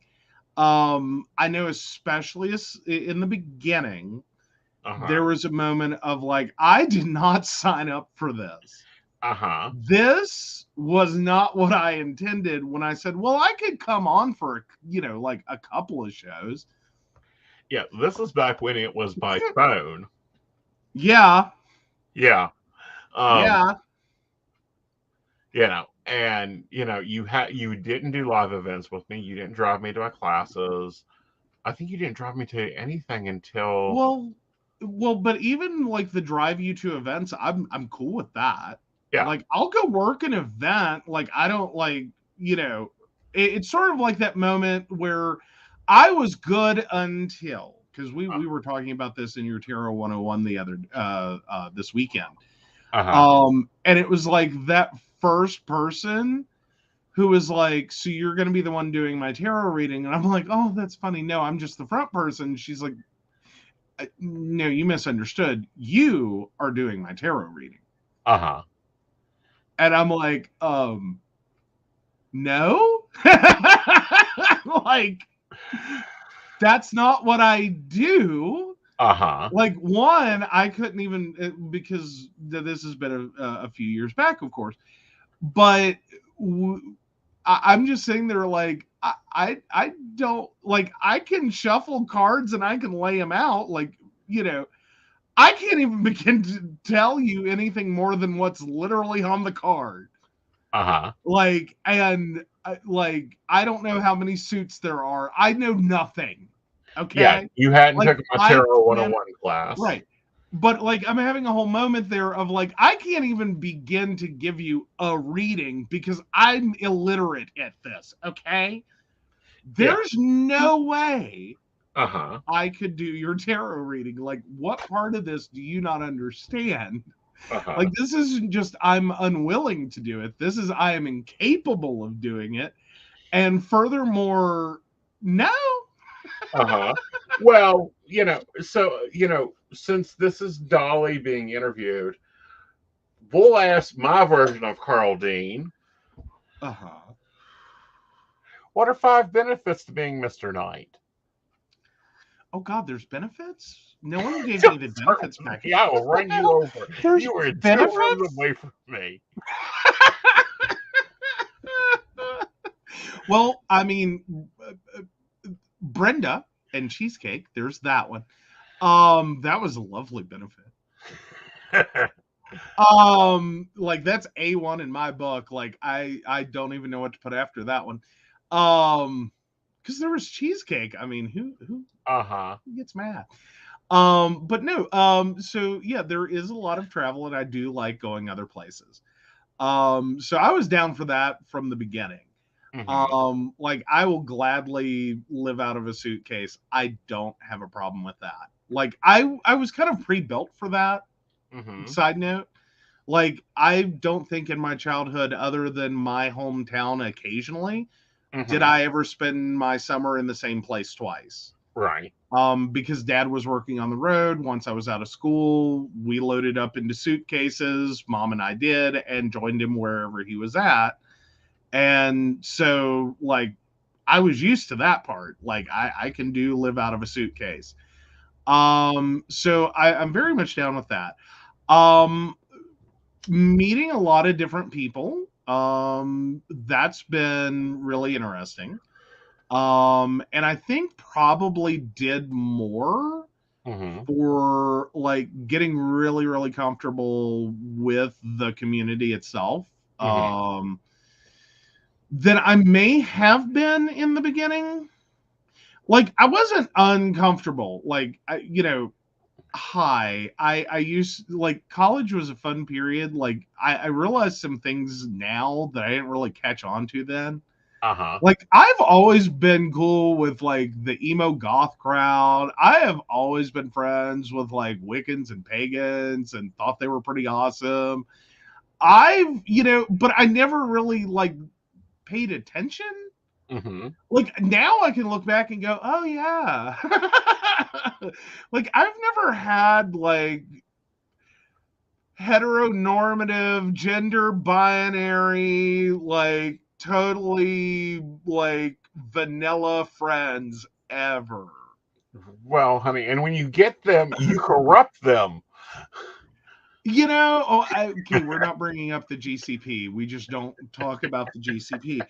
That was an unfortunate idea that I put a stop to. Okay, like, we realized our mistake. Never try to corrupt the daughter of 2 Methodist ministers. That's a bad idea. It ends horribly.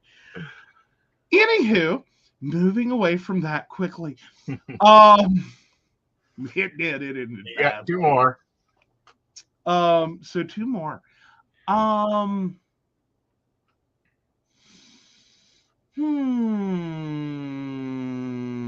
Well, we have ended up at a lot of really cool places, like physical locations. And some of y'all might not appreciate what I'm about to say, but I have always enjoyed a good ghost story. Like, I feel disrespectful saying that at the same time. That I know this is a lot more involved for many people in the paranormal communities, people who do mediumship. I get that.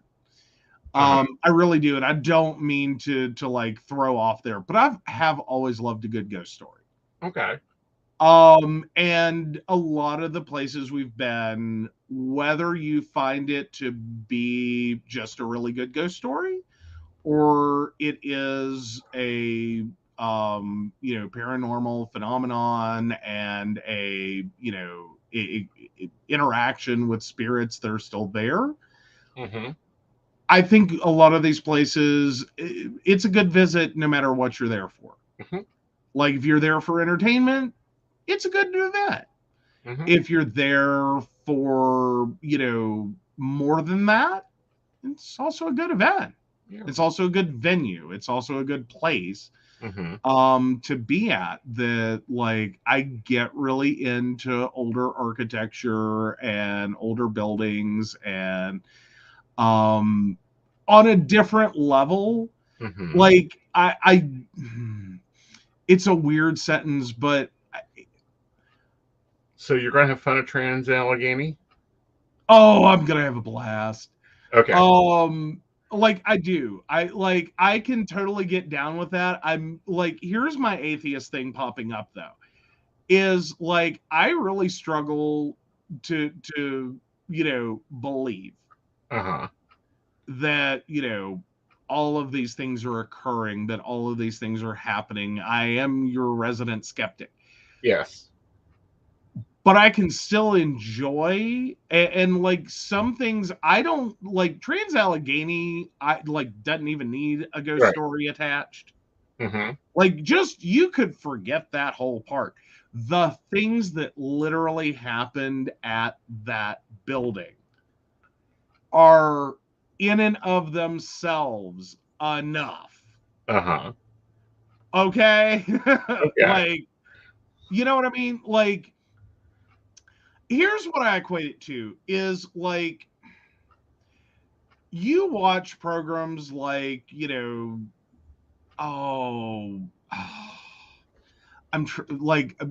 everything skipped my brain. Like, the horrible crime, murder. Yeah, I watched Serial Killer, Up and in Death, Cold Cases, and Unsolved Mysteries. Exactly. Okay, so anyway, so those stories, the reality of people's life situations can be bad enough to create its own level of thing. Right. That I can go and experience, and that's more than enough for me. Without even attaching, like, and this is the haunted location, and their ghost appears, and this occurs, and we hear screams in the middle. Like, I don't necessarily need all that.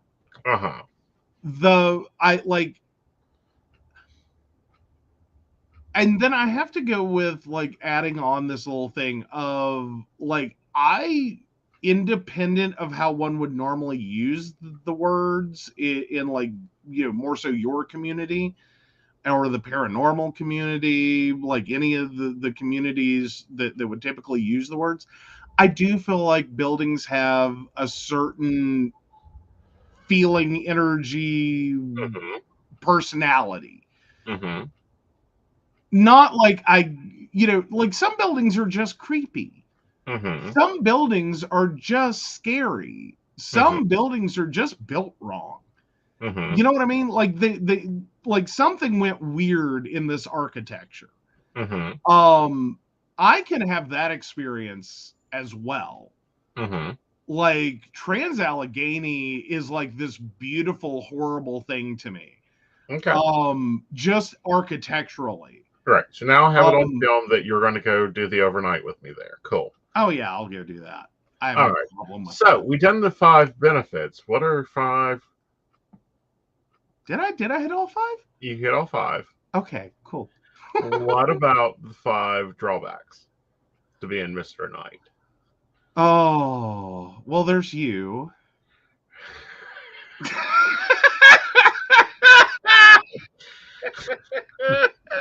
I'm in so much trouble, guys. You don't even know. He made a comment. Okay, let me tell the story of why I'm being such an ass tonight. He made a comment earlier today, because I just don't know when to stop. He made a comment today that said, well, you could trade me in. I said, I know, but I'm still waiting to find out what model of toaster I have to put with you so they'll take you. And again, he got this. Exactly. There you go. Okay, so that's 1. I working an event versus being at an event is a drastically different thing. Mm-hmm. It's sort of like I enjoy the travel. Mm-hmm. And we did eventually get there on modifying if we're going to go do an event that we're additionally going to spend some more time there. We're not going to do this rushed, like up and back. Right. We're not doing this like, yeah, I went to a really cool event, but I didn't get to do anything at it. Well, and trying to do what now? That's going to change this year. Well, yeah. Yeah. So that can be a drastically different thing. Mm-hmm. Is because it all sounds great if you're I have relatives that are jealous of me. Uh-huh. Because I can sit here and be like, oh yeah, I've been to this, I've been to Sutton and I've been to Marietta and I've been here and this is on their bucket list, okay? And then I turn around and say, but I was working an event, okay? Like I showed up, unpacked a car, like fetched food, water, managed customers or clients. That's what I did. Mm-hmm. And then we left. We packed the car back up and left. Not the same Mm-hmm. as I went to Trans-Allegheny Uh-huh. and we did this. I went to Marietta, Ohio, and we did this. Mm-hmm. I didn't have the touristy visit experience. Mm-hmm. I had the same rough experience of someone who's hired to clean the building. Uh-huh. You know what I mean? Like I worked. That's where you found the good restaurants at, is talking to the locals. But anyhow, no, that's probably going to change this year. All right, so that's 2. Yeah. Well, sorry, I wasn't counting 1. I was just being a smart ass. But it was funny. Uh-huh. So, but now, drawbacks.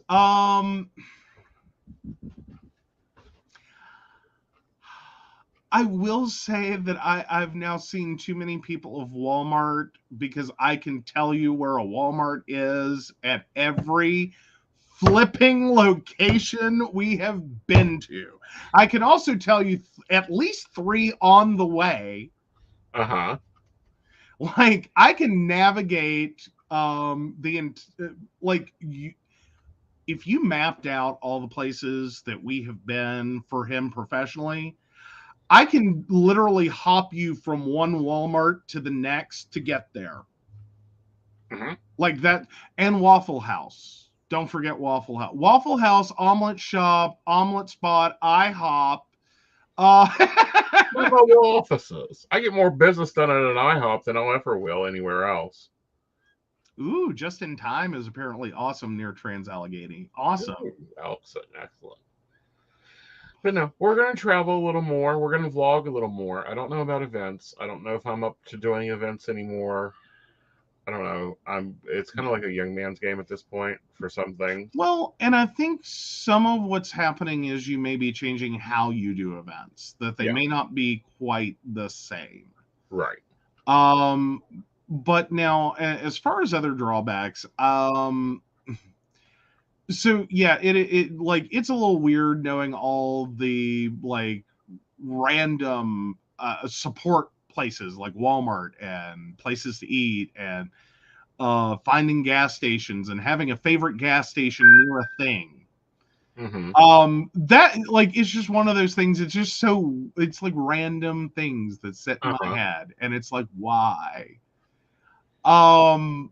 I'll also say it's really annoying when we do find like that weird little place near the thing, sort of like Brenda's talking about, like, Just in Time. I'm sure we'll, like, if we can, we'll go and it'll be amazing. Mm-hmm. Here's a drawback for me. I have moments where I end up finding this one thing at this one place that cannot be duplicated. And at 2:00 in the morning on a random fucking Thursday, 6 months later, that is the only thing in the world I want.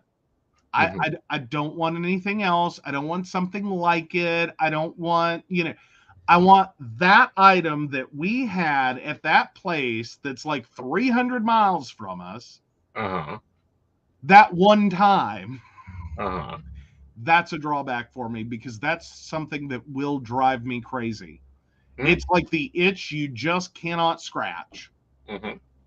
And then, until you finally get back up there. Like that's a weird one. Well, I have the mobile app. What? I have my mobile app. I can sit there and work as you drive us up to lunch, dinner. We don't ever get breakfast. Which we should, but that's a different story. No, see, that doesn't, honey, that doesn't work with her lifestyle right now. It will. I'm sorry, did you not catch I was on the road 1,500 miles last month? Well, that might be a drawback you might want to consider. That might be a drawback you want to consider. Okay. Honey, do you realize that in 1 month you were on the road, I believe it was 9 days worth of hours? Oh, yeah. Yeah, that's a major one. Yeah. Like we put a lot of wear and tear on vehicles. So I will say that one being on the road that much can and I mean literal driving, not being away. But the literal driving from place to place, not to mention, can I tell y'all where, I talk about the fact that we've finally had the conversation and changed some things. Can I tell you that one of my first experiences was a hell weekend in which this motherfucker had us in 4 different cities, bouncing back and forth across state lines for 48 hours. Like it was a flipping game of ping pong. We done, all right, your first hell weekend out, we done St. Albans, Marietta, Ohio, St. Albans, Parkersburg, West Virginia, then Marietta, then we went to Fairmont, then we went to Morgantown, then we came back to, we crashed out in Oak Hill and landed in Princeton. Yeah. Yeah, it looked like we played ping pong across the state map of West Virginia. That's what it looked like. Yeah. It was insane. And I'm just sitting here going, this isn't normal. This isn't human. That's how much I'm talking about being literally driving on the road. Yeah. Not on the road. We're here for a couple of days at this one place, and maybe we, take little 30-mile jaunts to other places. I'm talking about we are on a timetable. We are leaving an event at X p.m. We have to be at the next event in the amount of time it takes to drive there. Right. And it's pouring rain. Because that was at the very beginning of this whole hell weekend. It wasn't the beginning of the hell weekends. It was the first hell weekend you had been with me. No. I mean, that's what I was saying was this was how that hell weekend started for me. There was lightning, thunder, and torrential rain.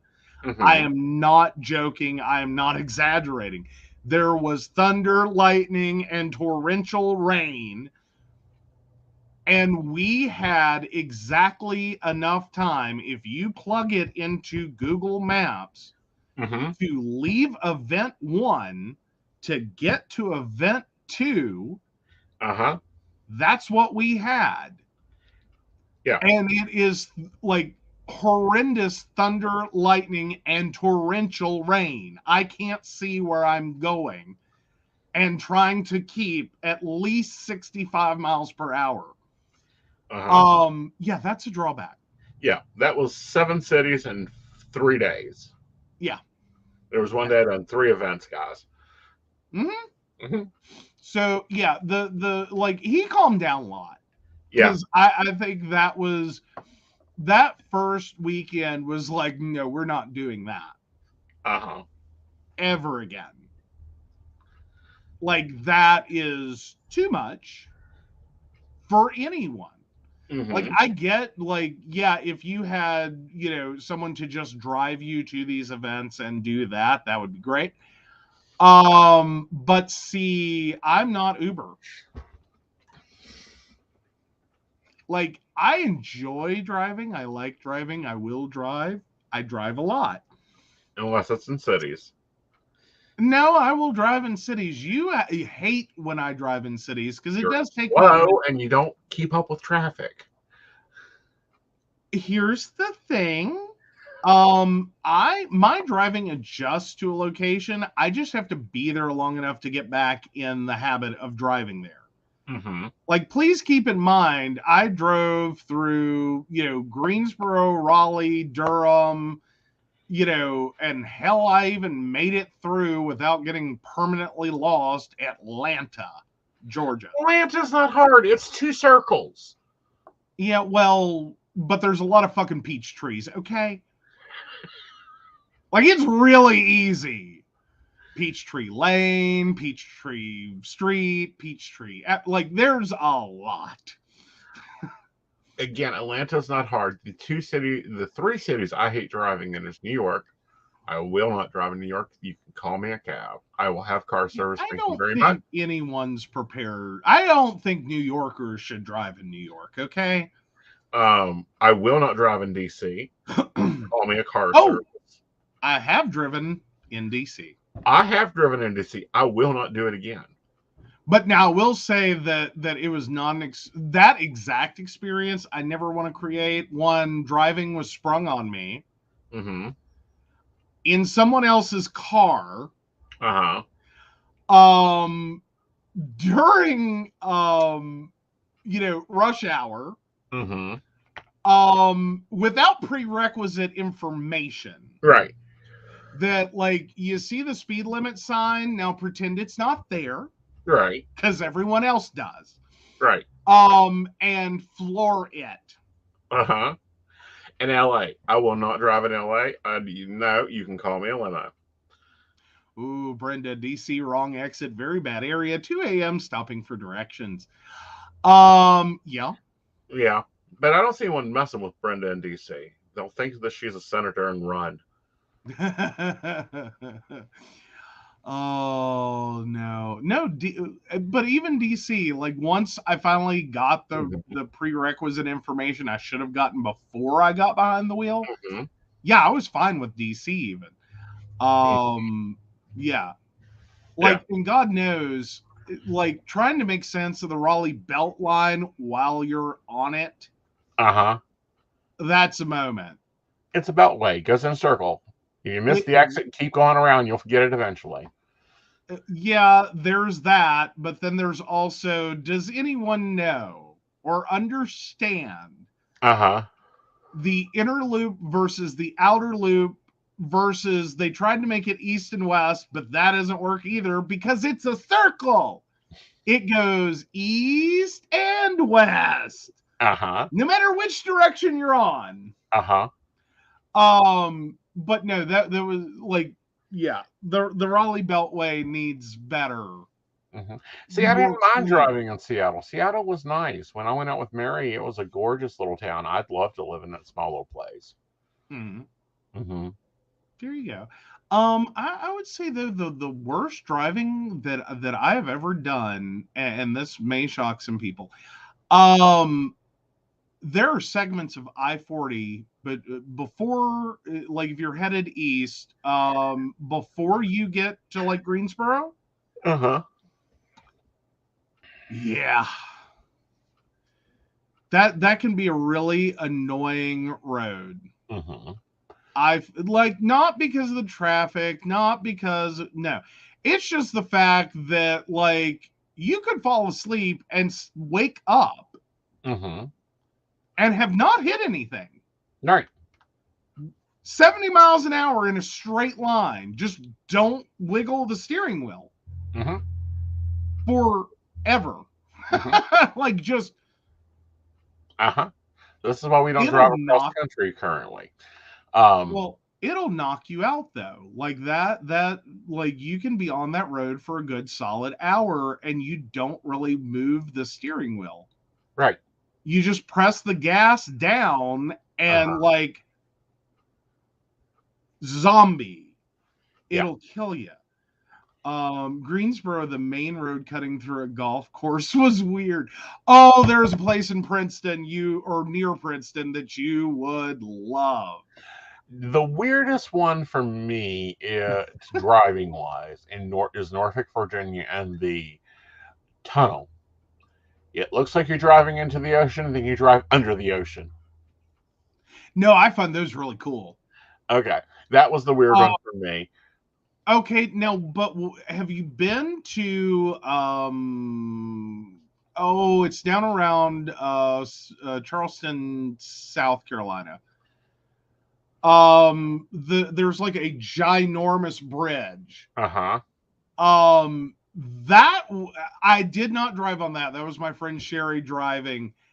And she really thought she was going to terrorize me.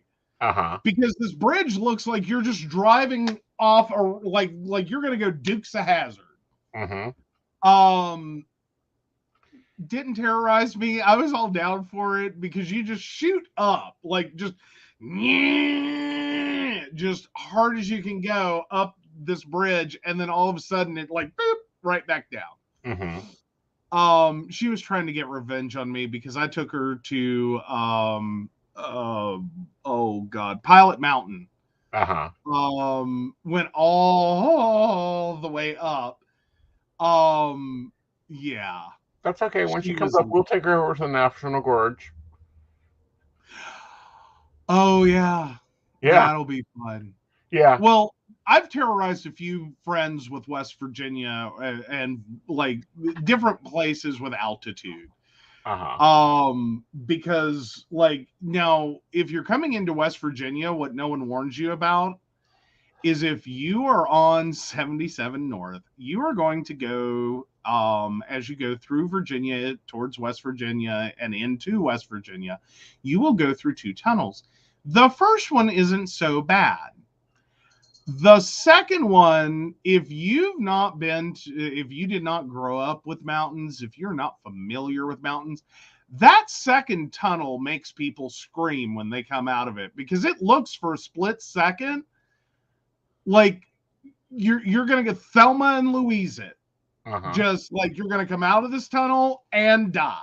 Yep. And then we'll go to eat at Topsa's in Gully Bridge, and we'll go down 61. That'll make her happy. We'll put her in the passenger seat. Okay. Behind the seat behind the driver's seat so she can look out over the edge of the road. Oh, yeah. And I'll drive. But, yeah, no. Well, yeah, and you driving through the gorge is interesting. Yeah, you... Granted, you grew up with it. Like, this was, like, your teething ground for learning to drive. So I understand and accept you are more comfortable on that road than I may ever be. But at the same time, there are moments it's like, okay, I'm going to assume you know the limits of what you can do. Limit? Who put limits there? That's not a limit, son. Look, it's got bullet holes in it. It can't even be official. Well, yeah, because the road through the gorge is effectively one lane, most of it. And it's supposed to be predominantly one direction, but it isn't. Like, there's areas of it that it's one lane, but it's bi-directional. You don't necessarily know that until you encounter the other vehicle. Like, there have been a couple of times I freaked because I was like, but they're going the wrong way. And you're like, no, they're not. That's what this section does. And I'm like, what? What kind of crazy people built this road? Well, honey, I remember when that road was two ways all the way. and would have been safer if everyone's expecting this to be a bi-directional road, but parts of it being one direction, other parts being bi-directional, it's weird. It is. Like, so, which business model do you like better? Pre-COVID or post-COVID? I don't think we've hit the best yet, but I'm definitely liking the post-COVID more. Okay. Because we've done some light travel last year. Right. Very light.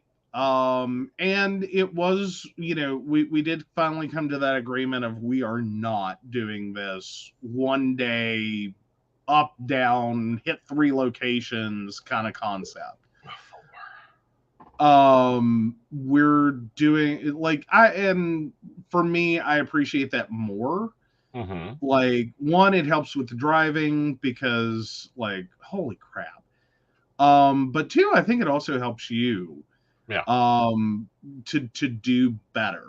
That, if you don't have to have the total stress of trying to fit all these things into a specific 24-hour or less period, and just get like thrown, like throw you in the car at like 4 a.m, drag you up the interstate while you're half sleeping, half working, half a lot of things, to get to a location, to do an event, to get back in the car and get drugged back. Especially when it's like a gauntlet event, and then you're still somewhere in your brain thinking, and then I'm going to work. I'm going to sign into the network and I'm totally going to do like an 8-hour shift after all of that. Right. And it's like, no. That's not what happens. And then you beat yourself up. And no, I like the now more. I don't think we've hit the perfect version. I like this version. I like being able to talk to clients. I love seeing my clients on Zoom. You can book an appointment with me on Zoom. You can call me on the phone. You can go to my website, book the appointment. It's all handled. I don't have to know your credit card number because I don't see your credit card number. The system processes it. Exactly. Yeah. And I love being able to take off and go do what we want to do with a schedule of events. Oh, yeah.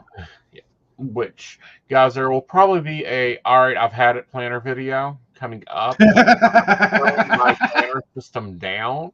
I'm currently in a Moxie life, and I'm going to probably go to a Moxie-ish life by the end of the next week, and you may give me another planner video out. Yes. And before anyone else notices it, when you actually see how Moxie life is spelled, and I have been chastised horribly for this, it looks like makes a life. Just going to say, there's umlauts and crap like sprinkled throughout to make it happen, to make it sound like Moxie life. But they got fancy is what they did. They got fancy. All right. Alrighty. So we should thank some Patreons. Yes, but in other news, okay, this Saturday, the internet is going to get broken. What? Aeson's going over to Drunken Divination. Yes, I will be the guest on Drunken Divination. This will be fun. For those that want to see Aeson attempt to get tipsy, you can do so because Aeson will have a Cash App for tips. Tips only. And I will be answering questions and doing readings and drinking. We're not sure what I'm drinking yet because we have to go see what's available. I'm currently looking at either Black Velvet, which is one of my favorites since my vodka isn't currently available because it's being controlled by a Nazi, or Secret 7. No margaritas? Like, tequila's been doing you good. Well, tequila's been doing me good, but that's not a work drink. What? That's not a work drink. That's a have a date night drink. Okay. Well, I was going by things that have actually managed to get you drunk. We'll see. Like, I'm just saying. I know.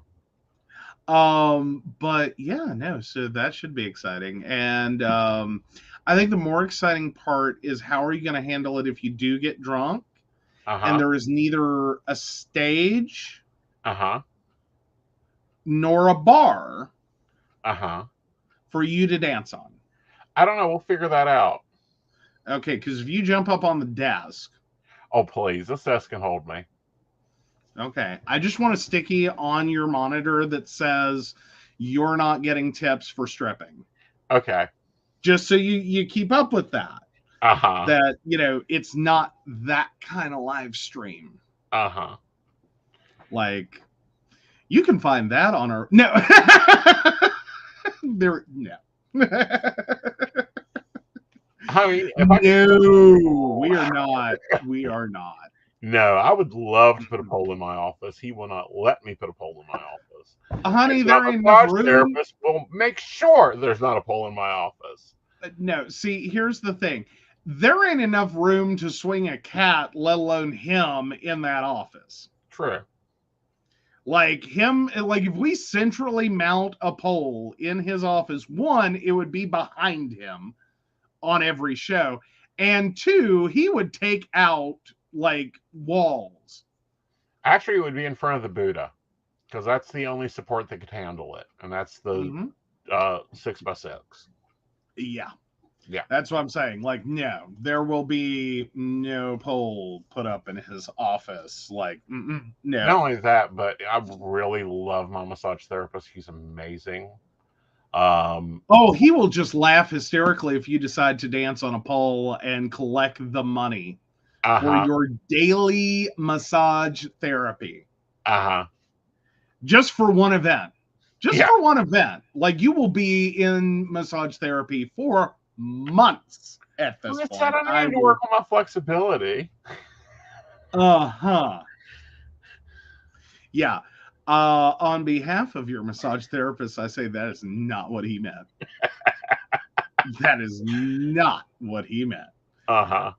So go grab your yoga mat and, you know, go watch your pretty boy do yoga. And follow along like you do. Come on. We can't get through a single show. Oh, really? Dang it. We were so close. Goodbye. Yeah, man. Oh, that was annoying. Like, we're so close. Like, I'm literally about to say the words. We do want to thank our Patreon sponsors, Beverly Walker, Mika G, Kathy, Mary Winfield, Brenda Bryant, Ashley Giss, Shannon C, Shannon D, the ever wonderful Lady Gwendolyn, Charles Shaw, and Dottie the Psychic. If you'd like to learn more about us, the show, or how you too can become one of our Patreon sponsors and join our other lovely baristas and receive all the benefits they receive, please visit us at PCSPnetwork.com. Yes. And one, look for Drunken Divinations. Two, baristas. If you drink, what is it, EPs? We were looking at the gluten-free beers. I mean, the barley-free beers. Is it EPs? I don't know what you're trying to say. The barley-free beers. Right. Yeah. Aren't they called EPs? IPAs? There you go, IPAs. If you have an IPA that you like that is gluten-free, baristas, comment it in your break room. If you have an IEP, whatever, that is barley-free that you like, leave it in the comments, because I'm looking for a beer that won't kill me. Yes. Yes. That would be love. EPs. I was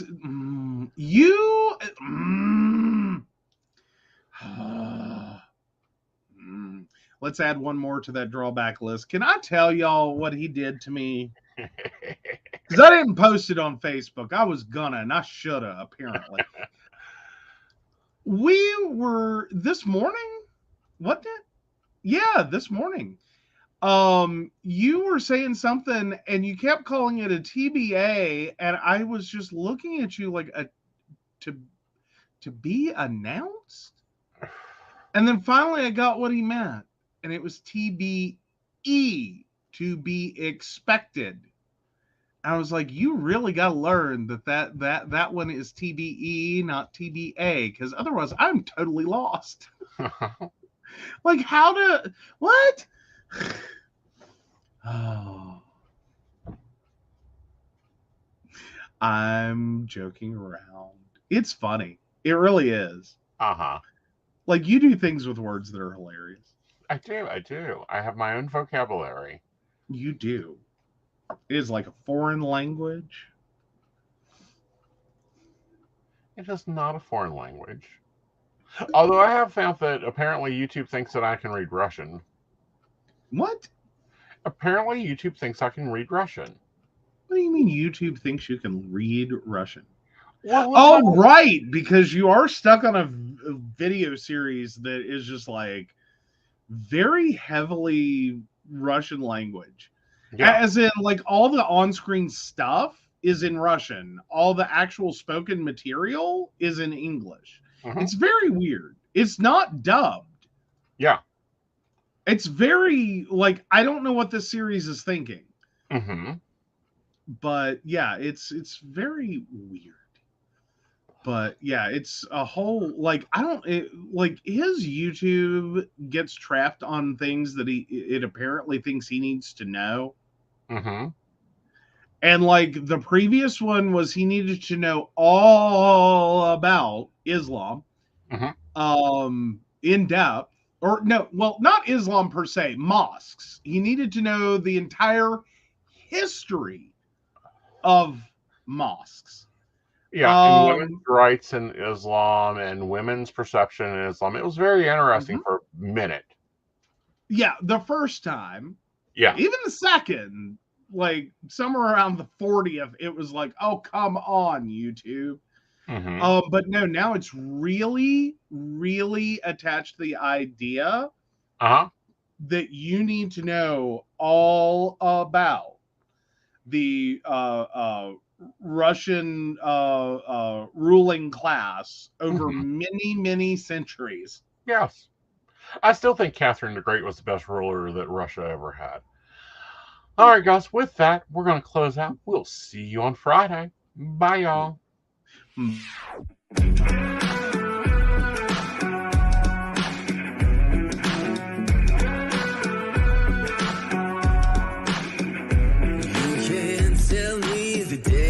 Stacked. You can whisper behind my back. You can show me how the odds are up against me all day long. But I've been through the fire and come out alive, and there's no more fear in my eyes. Oh, now I'm rising, and you can't bring me down.